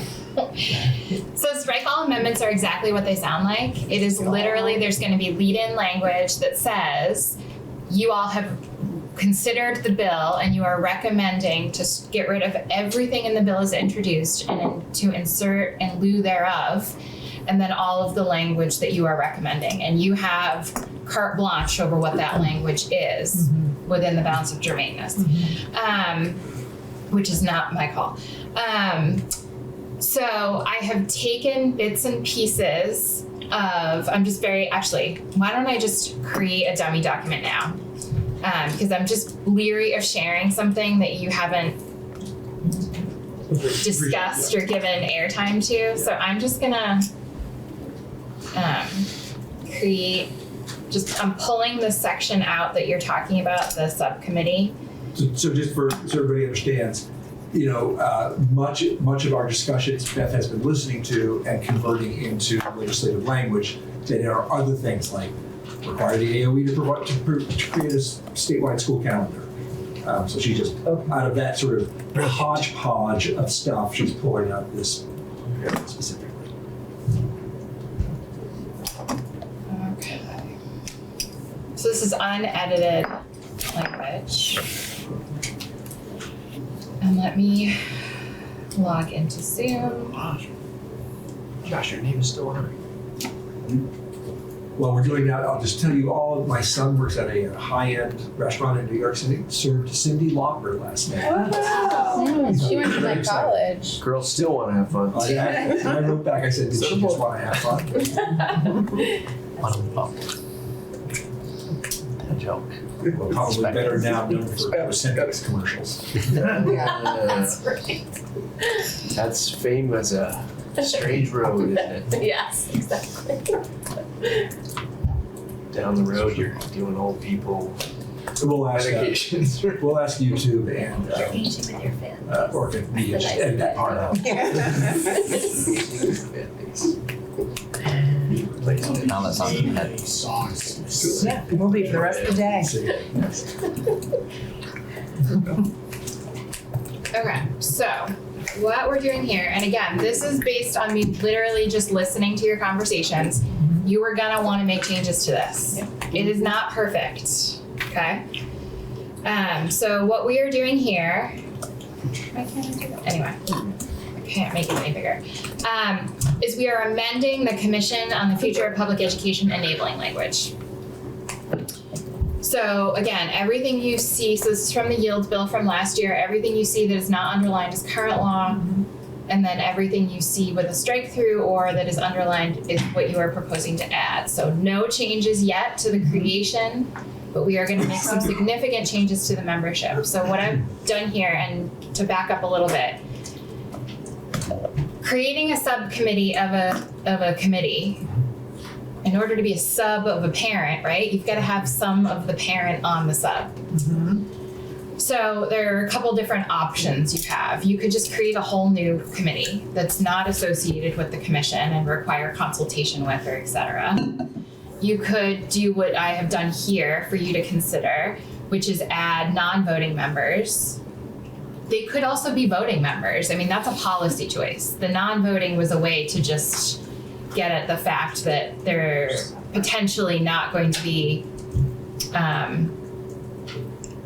as involved in the rest of the commission's business, although non-voting does not mean not participating, right?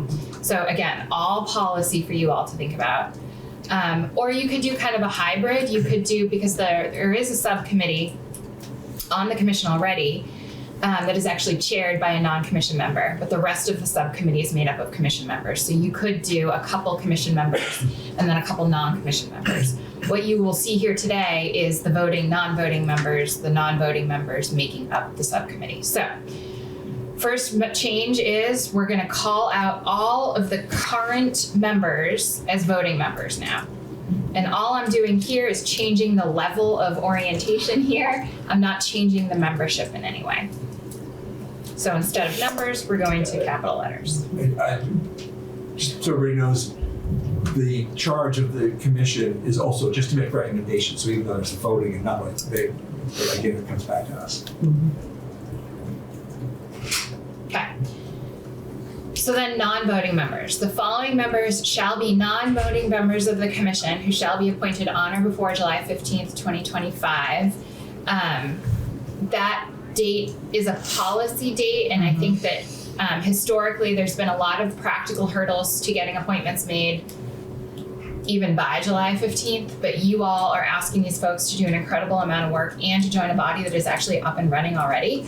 So I am going to suggest that you respectfully, that you push for the earlier appointments as possible to give everyone the amount of time. You may hear from the appointing authorities that that's not possible or there are challenges.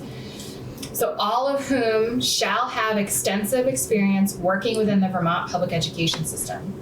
Appointing authorities shall coordinate to ensure that each of the 5 non-voting members represent and I should probably say, different geographic region of the state. Again, we can wordsmith that. So, 2 members shall be appointed by the Speaker of the House, one of whom shall be a retired or former Vermont superintendent of a supervisory union with multiple member school districts, and one of whom shall be a retired or former Vermont school business manager. 2 members shall be appointed by the Committee on Committees, one of whom, again, it's the same as the House appointment. Policy choice of whether you want to call out supervisory union versus supervisory district, whether it needs to be the same for each, et cetera, all policy.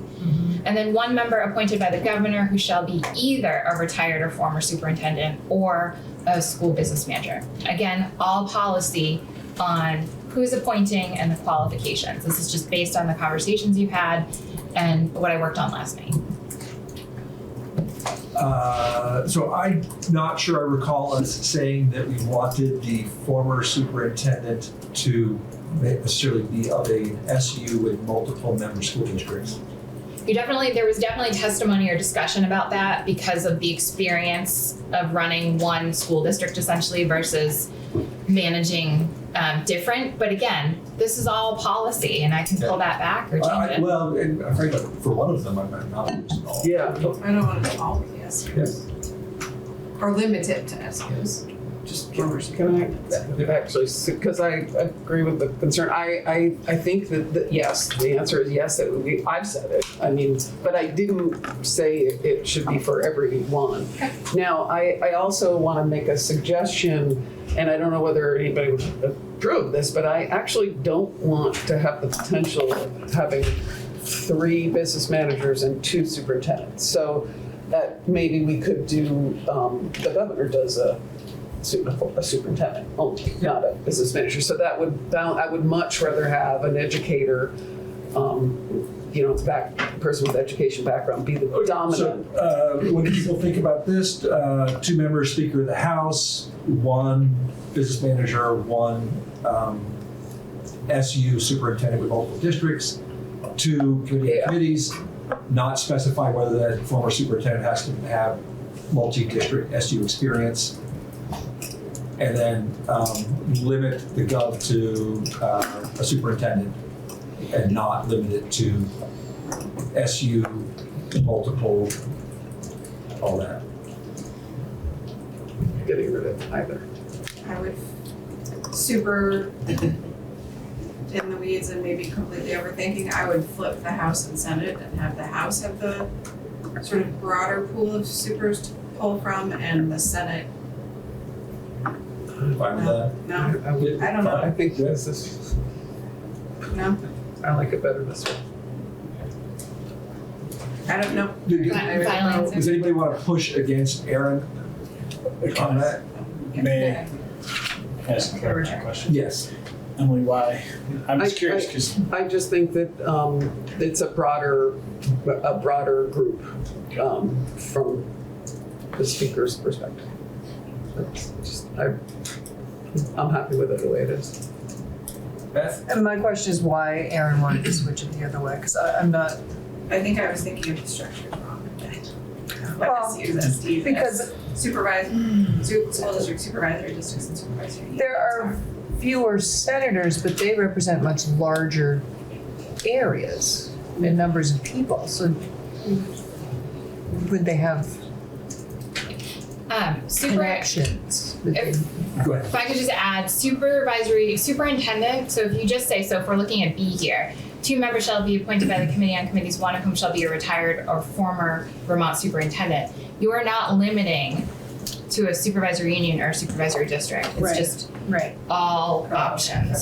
So I would say B gives the broadest pool That's Right. correct. or the deepest pool. Right. And A is limiting to just a superintendent.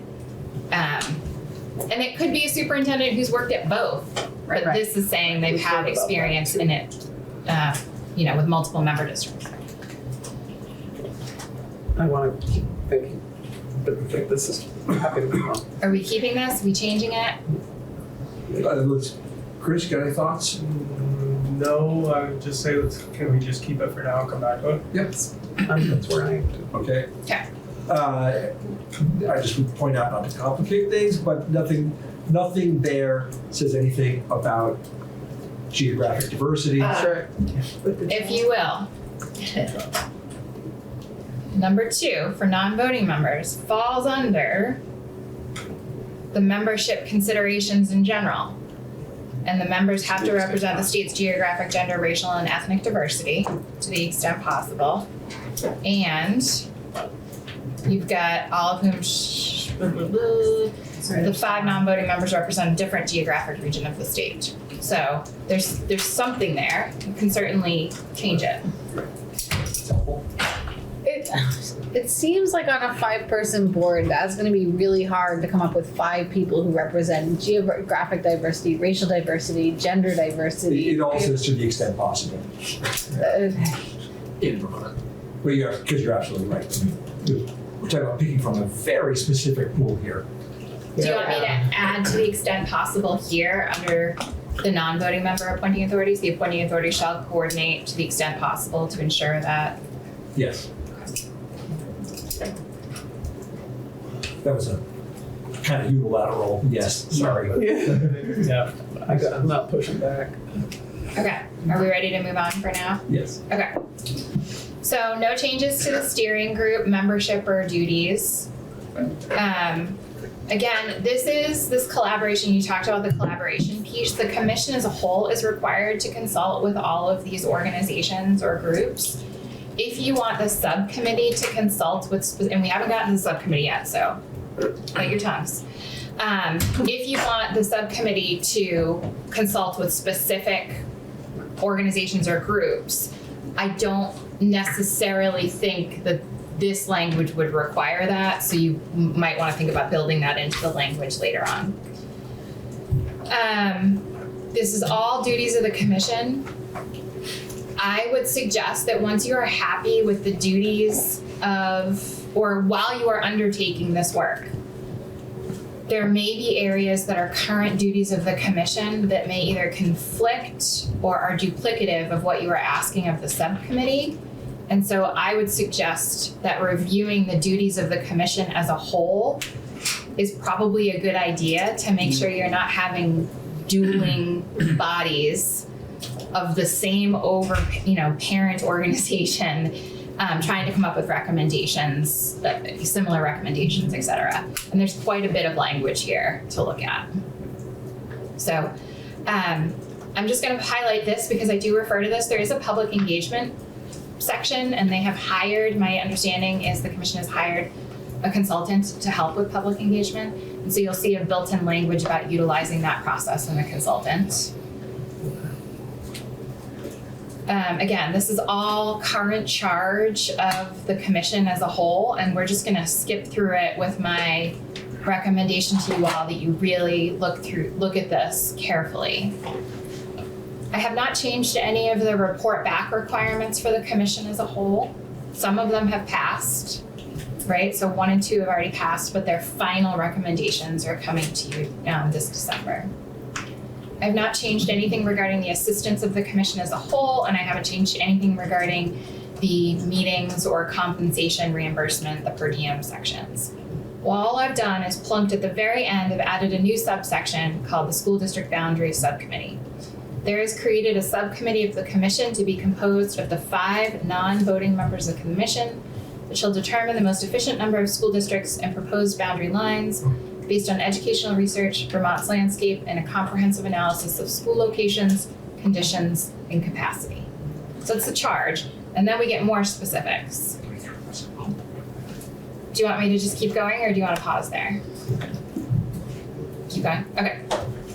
Duties of the District Boundaries Subcommittee, and please, if you have a better name for this group of people, let me know. The subcommittee shall recommend not more than 3 school district boundary options to the General Assembly. I'm sure we can get more eloquent with boundary options. The proposed school district boundaries shall increase equitable access to educational opportunity, maximize opportunities for modern, regional, middle, and high schools with least disruption to students, provide for the education of their resident students by operating kindergarten through grade 12, provide access to CTE for all students, to the extent practical, not separate towns within school districts as those boundaries exist on July 1, 2025. Just for a second, we probably should say for all. Do we need to define students with CTE just because, like, are we saying, That's policy. This is IMP, this is great. Yeah, so I would just say for all students who currently qualify to attend CTE. You don't. I just don't want us to like all of a sudden. The kindergarten needs to go. Open CTE for second graders. Yeah, I get it. Just attend. How about you just reading for all students, provide access to career and technical education? eligible. All students. I know, Eligible I just for put it in the wrong CTE. space. Yeah, thank you. Here we go. Thank you.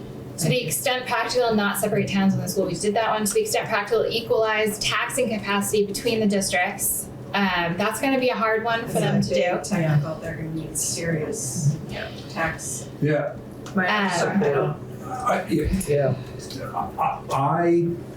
That one scares me, That's and I almost want to take it out and say that's our problem when they come back to us. Because that would require some Extraordinary modeling from the tax department. and sort of the knowledge base that we are not necessarily we would need. Yeah. Do you want to get rid of this one, or you want me to leave it and for consideration? Janet? I would just say along that thought, we talk a lot about putting ed policy before funding, and I think we would get sort of more like a better result if we took that out. Excellent. I take it out. Okay. Every district could just have a thread in each. Again, making you allow students here, but I'm just not hearing opposition, and I think that's a hard one. To the extent thank you. To the extent practical, recognize the availability of regional services. Nope, I think I actually deleted 2 things here. Oh. maybe not. Okay. Oh, maybe it's had an extra eye in the first place. To the extent practical, recognize the availability of regional services for students, such as designated agencies, and how these services would integrate into the new proposed school district boundaries. I'm not quite sure what you were trying to get at here. Just consider regional services. Yeah, Okay. yes. It's Okay. Specifically, most specifically DAs. designated agencies is a, So we aren't, there's a lot of cross DA boundary issues that crop up where a kid is in a Rutland-based school system, but their town is in Addison County. And Do you want to leave this as it is now, or do you have suggestions? Can I ask a question? it's a May, so I don't have any. Go ahead, Jenna. Legally, does it matter if we use recognize or consider? Should we be No. consistent? I mean, You wanna say that's consider? Like a Okay. tiny little thing. I like the word consider. I agree with that. Oh, right. Okay, so this is the first draft that I did last night. I cannot stress enough how much we can change this. Yeah. So just to reorient you, these are what we just walked through in subdivision A is what the school district boundaries, the qualities that they have to consider, and that the school district boundaries have to meet these criteria. Then we're going back out to B, and we're saying the subcommittee may consider and make recommendations for the future placement of new schools, including CTE centers, to meet the requirements contained in subdivision 1 of this subsection. So subdivision 1 is all of the criteria that those new school districts need to meet. So if, as they're looking at this, the subcommittee is looking at creating those boundaries, if they think, well, option A is going to work better if we move around some schools, this is saying, please make those recommendations to us. Yes, Emily. So I am trying in my own head, and everybody else might have a different perspective, but I'm trying very hard to reimagine CTEs. And whatever and what I mean by that is access, location, what they provide. I mean, I'm really wanting to reimagine them.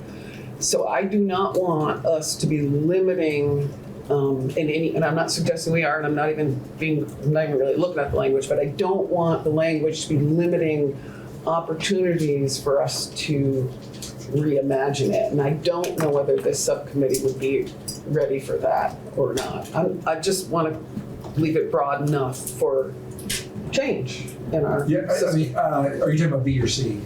I'm not, well, I wasn't really, both, I guess. Well, I guess B is a B May. is more, Is a May, and I think it's trying to be inclusive of CTE as opposed to exclusive of CTE. C, consider access to CTE, something they shall make to the governance. I'm not sure I want that. Right now, we have a system of CTE, and they are often buildings, locations, limiting to those.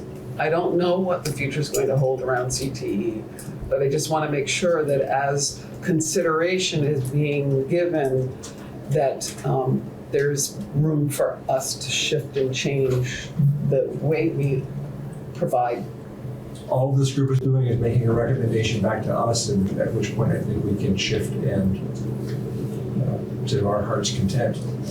As long as it's not, what I'm trying to say is as long as it's not limiting to the buildings and services that are provided by CT today. As long as the language doesn't limit that. Right. Yeah, I said as long as the language doesn't limit us to that. I want them to have a broader. Is asking them to consider CTE governance putting too much on their plate? Do we need that part for the district boundaries, the actual governance of the CTE? Strike it out. I mean, I'm just one person, so. I had the same reaction when I read that, and I'm not quite sure. Because we were talking, like, we're gonna ask them to talk about the makeup of school boards. No, Would it be more the access to CTE and not the governance? it's more. We had access language in there. Access to Yeah. Yeah, we basically say education. district boundaries must include every eligible student having access to CTE centers. I'm kind For CTE of, education. with Beth, I'm not sure I want to throw in CTE governance into the mix here. It's another whole kettle of fish. This language came from, it's not taken directly. I added governance because I think not have CTE reform was too broad, so I limited it to governance. Came from your discussion yesterday. I'm sure it did. Yeah. So I'm just, would you like me to remove it? I'm going to open that up for discussion. Representative McCann? No, I don't need to discuss. I thought we were gonna just take a quick vote. I'm all for getting rid of it. Okay. Representative Taylor? No, so I'm just wondering if it just needs to be modified in some way to still really focus on CTE process. So I'm not totally for removing it, but I'm not really against it right now. I guess I'm kind of. So I would just say we've got two other references to CTEs, one saying in drawing district lines, making sure that every kid has access to CTE, every eligible kid. And then the subcommittee may consider and make recommendations for the future placement of new schools, including CTE centers, to meet the requirements contained in subdivision 1. Yes? We're not talking about, we're not having them look at governance for the rest of it. So Right. we have them look at governance for CTEs, right? That's a different conversation based on the rest of the charge. Representative Rapp? Yeah, I was gonna say, I think if we're focusing first on access with sort of governance considerations to follow, we could maybe, if we feel like we have access covered in other pieces of the language, maybe we could take out governance. I'm fine with taking out governance, but I think I know now what I feel is limiting language, and that is the word centers. So I prefer centers. I prefer CTE education or something to that effect as opposed to centers. Because what that's saying is it's a specific location, and But B is very specific about placement of new schools. That's kind of building specific. And again, it's a may, they don't have to do anything with it. But I think that was there to include, I hear you. make sure CTE was included. School district boundaries are required to provide access to CTE education for all eligible students. I'm good with it. This, I agree with the chair, that this language, this subdivision is very specific about the location of buildings. If you would like something related to CTE other than subdivision B or what is in subdivision A, I think that's a whole new section, So a whole new subdivision. It's not actually what I'm trying to say is, what if we wanted to have CTE offered at every single high school in our state? So I would say that that's a policy decision for this That is. committee and Try not to limit. not the job of this group. Well, I'm understood and agreed completely. I don't even know where we're going. I just threw that out as an option. And does saying centers leave us to where we are today with, I don't know what the future holds. Yeah, I mean, sure, I'll say, yeah, it implies working within the system as it is designed today. What about the word program? Works better for me. I like program. Sure. You said if you're gonna build a new school, maybe it's gonna be a comprehensive high school with a program in it, right? Look at that. Would you like to remove subdivision C? I Yes.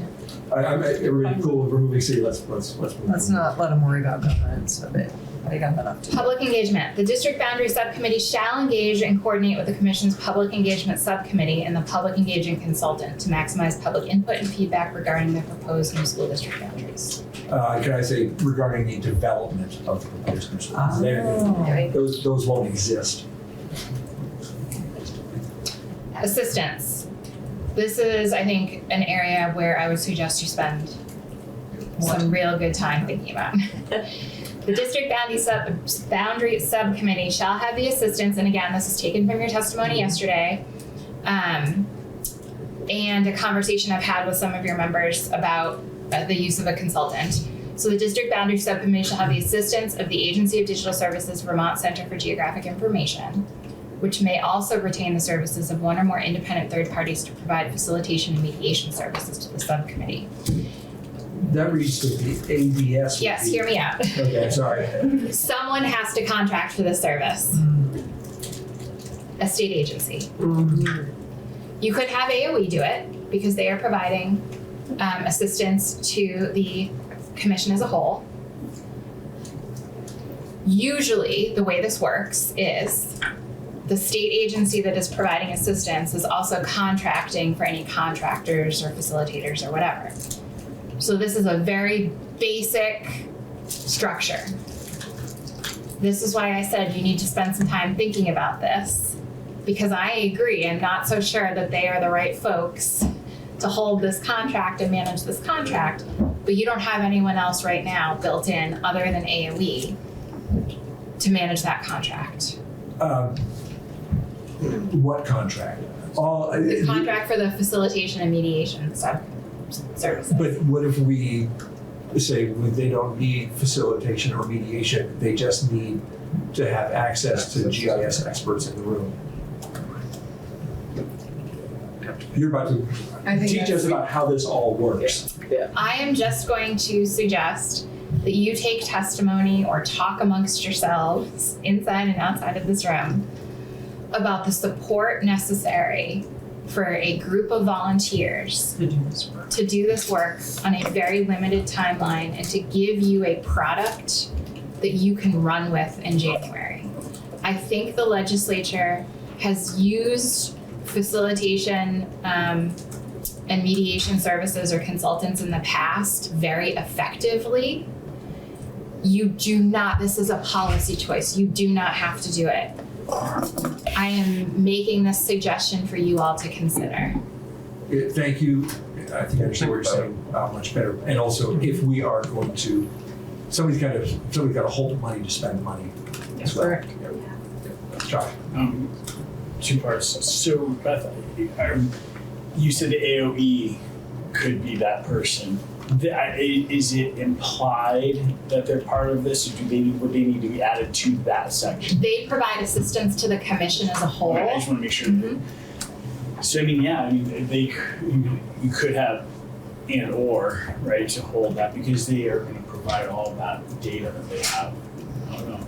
Yeah, I'm sorry, were you saying that that you put it in the language that it would be ADS that would retain the services? Simply because you all talked about having them assist, provide the assistance for the subcommittee, right? We could decide to decouple that last part of the sentence from ADS, and then make AOE responsible for the facility.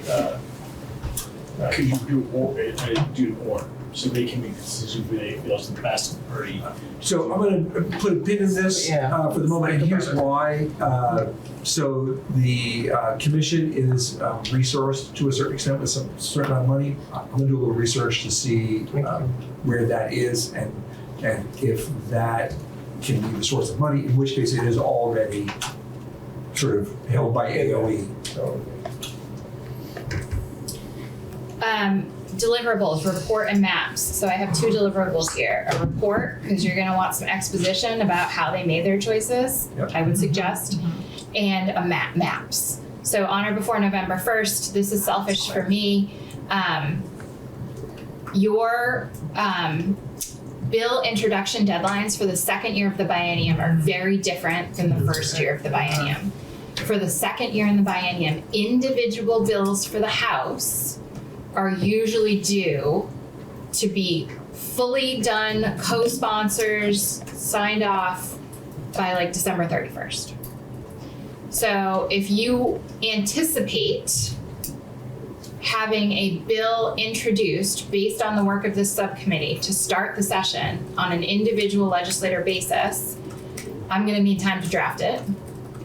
If you anticipate not having an individual bill introduced, but working with the report and the maps from the subcommittee to develop a committee bill, which would have an introduction deadline of the end of January or very early February, I think end of January, then I think you could push that November date closer to December if you wanted to.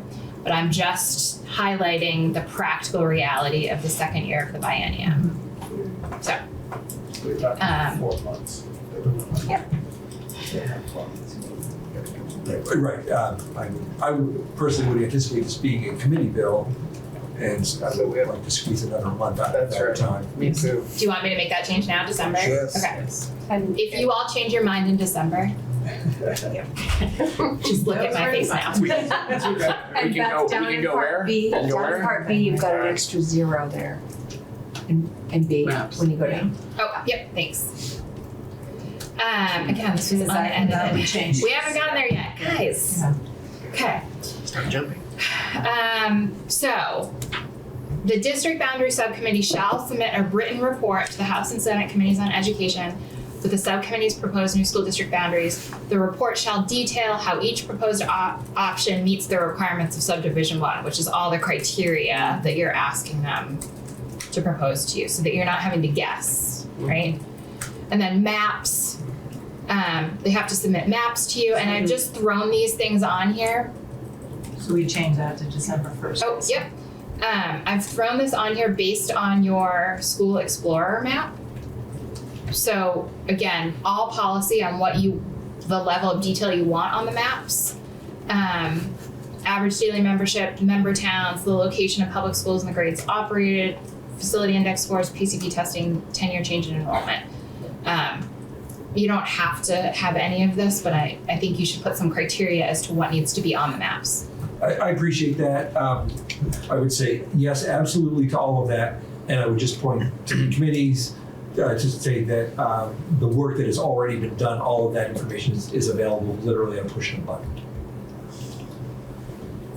And that's it. So this would, I would suggest this language would take effect on passage to give everyone time to get up and running. But this is what I've cobbled together for you so far. Yeah, go ahead. Question on when that would be readily available for us to kind of look back on. This language? Yeah. It's with editing right now. Okay. So as soon as I get it back, I'll send it to the chair, and then we can decide what's public, what's not. Yeah, at least actually a little bit to this section. Yes. Okay, I can do that. Are people ready to take a 3-minute break and then move into our next topic. section? All right. Thank you. Hard 3 minutes here, folks. Okay, folks, we are House Education, Wednesday, March 19th, 2025, hearing a proposed floor amendment that we will then need to do a straw poll on. This is all going to be Groundhog Day because we've been through it all before. Representative Boughton is here to, is it Boughton or Boughton? Representative Boughton, please, the floor is yours. Go right ahead. Welcome to House Education again. Well, thank you. So I'm gonna introduce the amendment for the interim educator program. I appreciate you guys looking into it earlier, and I was hoping for a different response, but that's okay. I do want to clarify it's not a friendly amendment, but it's not an unfriendly amendment. I don't want you to think that it's not. We determine whether it's friendly. Well, I hope you determine that it's not meant in any type of malice. The reason why I'm doing this is specifically for my district. Full transparency. We currently have our superintendent under the interim educator program.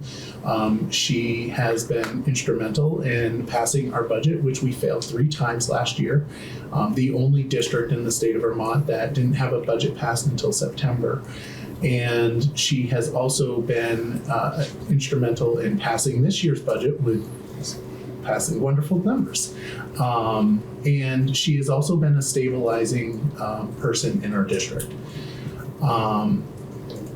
We have not made a decision to maintain her or whether or not she has applied for the position. We are currently in a superintendent search.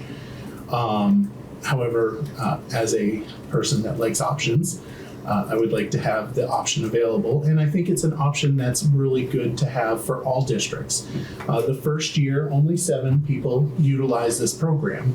The second year, 5 people utilize the program, and this last year, only 3. It's unfortunate that it wasn't utilized more, considering the crisis that we have for our education field. Everybody talks about not having educators. This is a way to entice people out of retirement. And I think that that is something that we should not lose as a tool in our toolbox as school board members. And I don't know who here is a school board member, but yeah, it's kind of nice to have any tools we can get. It's nice to have, which is the reason why I submit the amendment on the floor, or will submit the amendment on the floor. So I'll take questions if anybody has any. If I guess I'll ask, the motivation here is in part because, as your superintendent indicated, that they would not want to continue unless they could draw both a full salary and a full pension? My response is solely, I want the option available if needed. Understood. I don't know, I couldn't tell you any of that information. Even if I knew it, I would be able to tell you. So I think it's a good program. We utilized it, other districts utilized it. I unfortunately don't have all the districts in front of me. I think Wyndham was one of them. There was quite a few districts. This is Scoy. Yeah. Go ahead, Josh. So I just want to share my concern, right? So, we're enticing them to come out of retirement, but so with that, should they then benefit from the retirement program? Now, that's what we currently do, but to what end, right? So where does that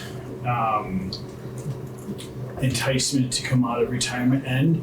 And then does that just send them back into retirement? So then we start losing the cohesion, that consistency, right, that we're looking for. So I think I like it, but I also dislike it because it does create inconsistency. It's right, they're coming out only to do this to then if it goes away, right, you're gonna lose. Question for the witness. Oh, I'm sorry. I was more about how would you respond to that concern? So the concern about people coming in and out of the field, unfortunately, I think we're seeing that more now than what we used to see that. I mean, I remember going to school, all my teachers had been there for 20, 30 years. I don't think that's necessarily the case anymore. I think we're seeing teachers pop out more often than, it's unfortunate. So I don't think there's any way to prevent that. Regarding the, would this keep somebody longer? I mean, we could extend the program more than 2 years. I'm not opposed to that if you wanted to go down that route to entice people to stay longer. But I don't think you guys would like that too much. Well, my fear is we're enticing them to come out of retirement and then they leave. I guess, I don't know, I'm not going to go any further because I don't know that I have the right question for that, so I apologize. Sure. Well, I understand the concern that they will be enticed out of a retirement and then back in. But, in 2 years, we might have a completely different system. And we might have, we're not going to, but we might have a whole bunch of teachers, that need position or need a job. I don't think that's going to be the case, but yeah. So anyone can come out of retirement and do the work. So what you're suggesting is that it would be harder to entice someone to do that if you weren't also paying them retirement? Because it seems like if you're paying a decent salary to your superintendent in the first place, that just the salary alone should be enough to appease them to work the year that they're committing to or whatever. So I mean, that argument could be made for the bill that was passed in 2022, and I get it. I don't know how to respond to that. I mean, we could pay more. That's certainly something that we could do, and it would increase the education, the strain on the education fund. I'm just reading through again, just wondering about some consistency because it does extend the sunset for 2 years. Okay? But I'm looking on like around line 12-ish. To serve as an interim school educator for a period not to exceed 1 school year. So it looks to me like the program extends for 2 years, but a person could not be in that position for 2 years. So I would say Am I missing that, something? You are not missing something, and Okay. it's better be language, but if you go to page 2, line 20. Page 2, line 20. Okay. It repeals the language that would limit it to 1 year. That, and I thought we had that in there before, so that's where I Yes. thought I was missing it. Yeah. Okay. Yeah, but I probably legislative council need to comment on that inconsistency. All right, thank you. But this would essentially do exactly what's in the repeal language. It would allow somebody to hold a position more than a year. For those 2 years. Yeah, more than a year. It's Right, but we've only extended it for 2 years. Okay. Exactly, yeah, thank you. Thank you. Yes. So I know that there's some concern about the usage of the program, of changing people's feelings about retirement and that matter. These were the same concerns that people had in 2022. The VPA, I think it was the VPA, also was concerned about that. Those concerns did not manifest. They didn't. And over the 3-year period that we've had them, they've actually gone down in numbers. Mm-hmm. So if that quells anything, and the other thing is that there is a gatekeeper. The treasurer's office is the gatekeeper to this program. So if it does start to get out of hand, they can say no. And that's the way that it's written in the bill, that they have the ability to say, we're not going to renew this. And that's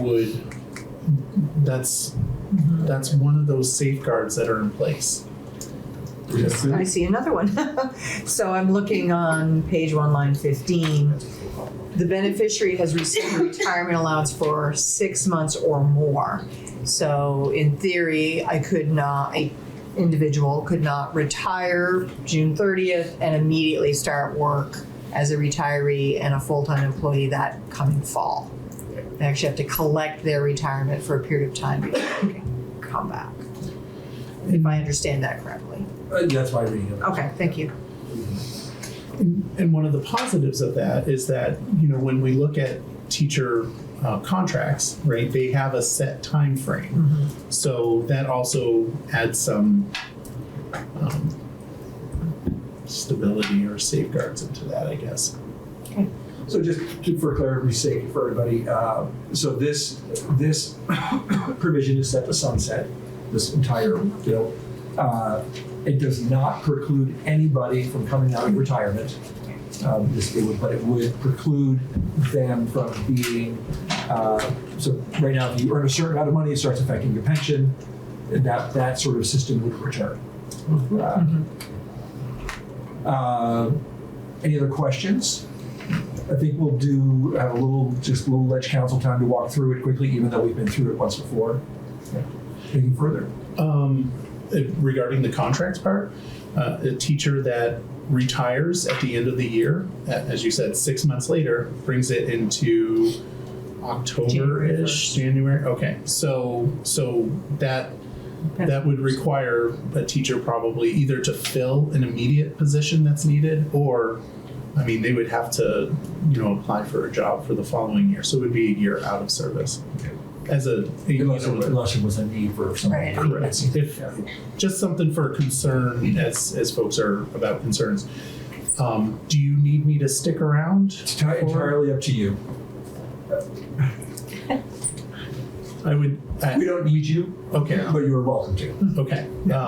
If you guys have any questions, please reach out to me. I'm more than willing to do whatever I can to get this passed. And I will leave just because I have a straw vote on an amendment that we have down in our committee. So I appreciate everything you guys do. Thank you. All right, so we're going to come back after the floor to action on our straw poll. Oh, okay. Which will take literally 5 minutes. Because Josh needs to leave, I can be part of the vote. Okay. So, everyone, you've heard all this before. We have, I think it would be good just to have Beth walk us through it again. We also have Tim from the Treasurer's Office. If anybody would like to have him repeat what we heard a few days ago, if that would be helpful, happy to have him come to the stand. Yes? I'm fine, yeah, I'm fine with that. That was very compelling for me. Yeah, all I'm asking is if people want to hear it again.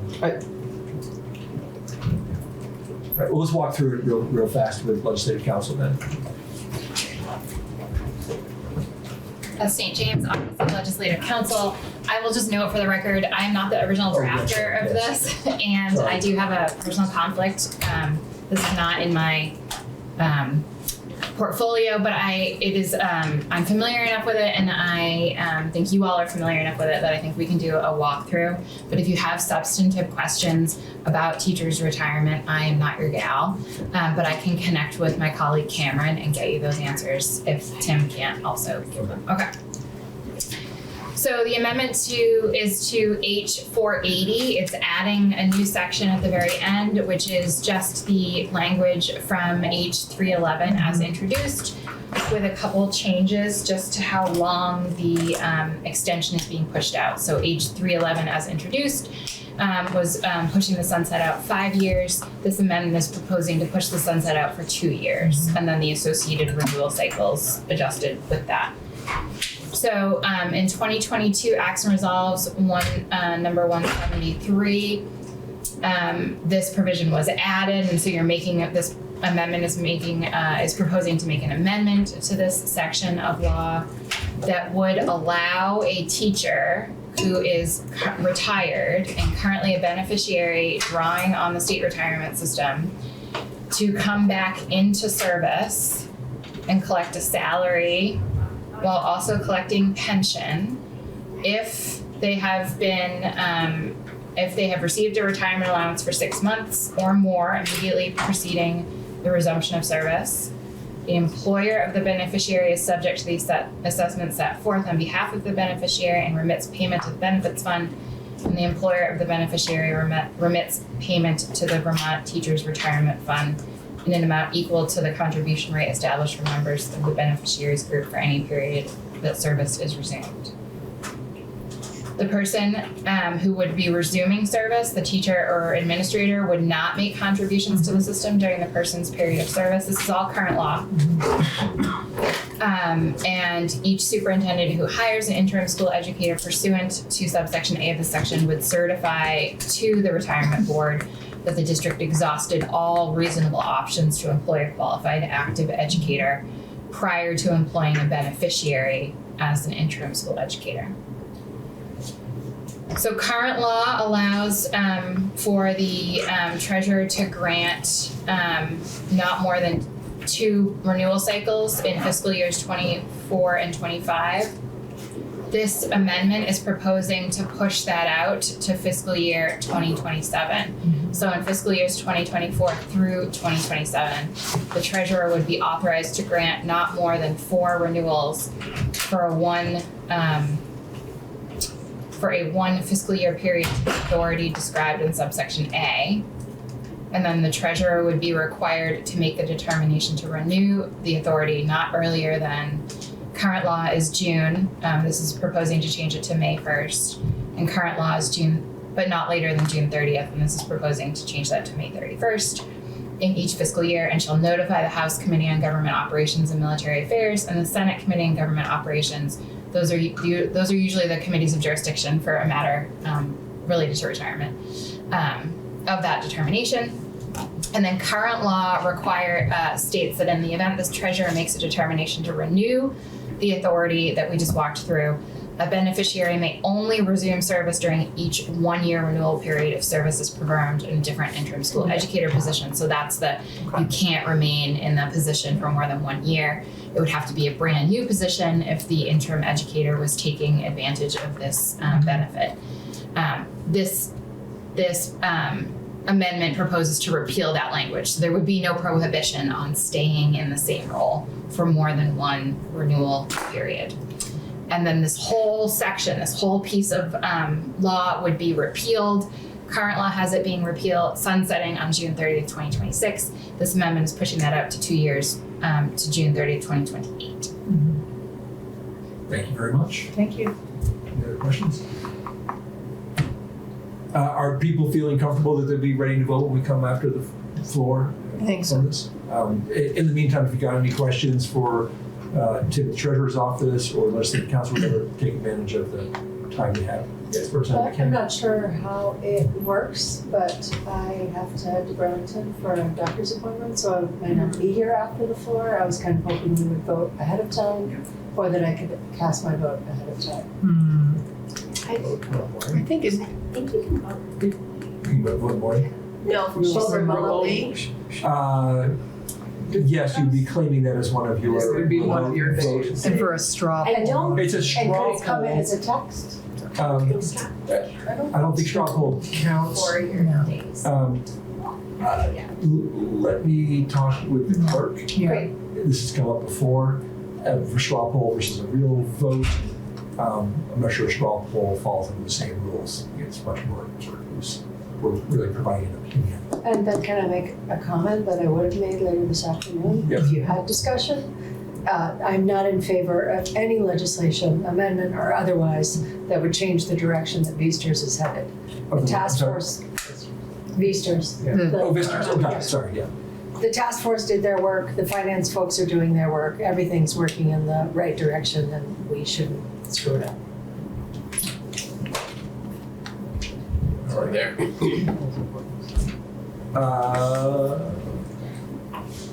Wondering if this would be easier to vote now, you're missing and then two I people. can grab these two.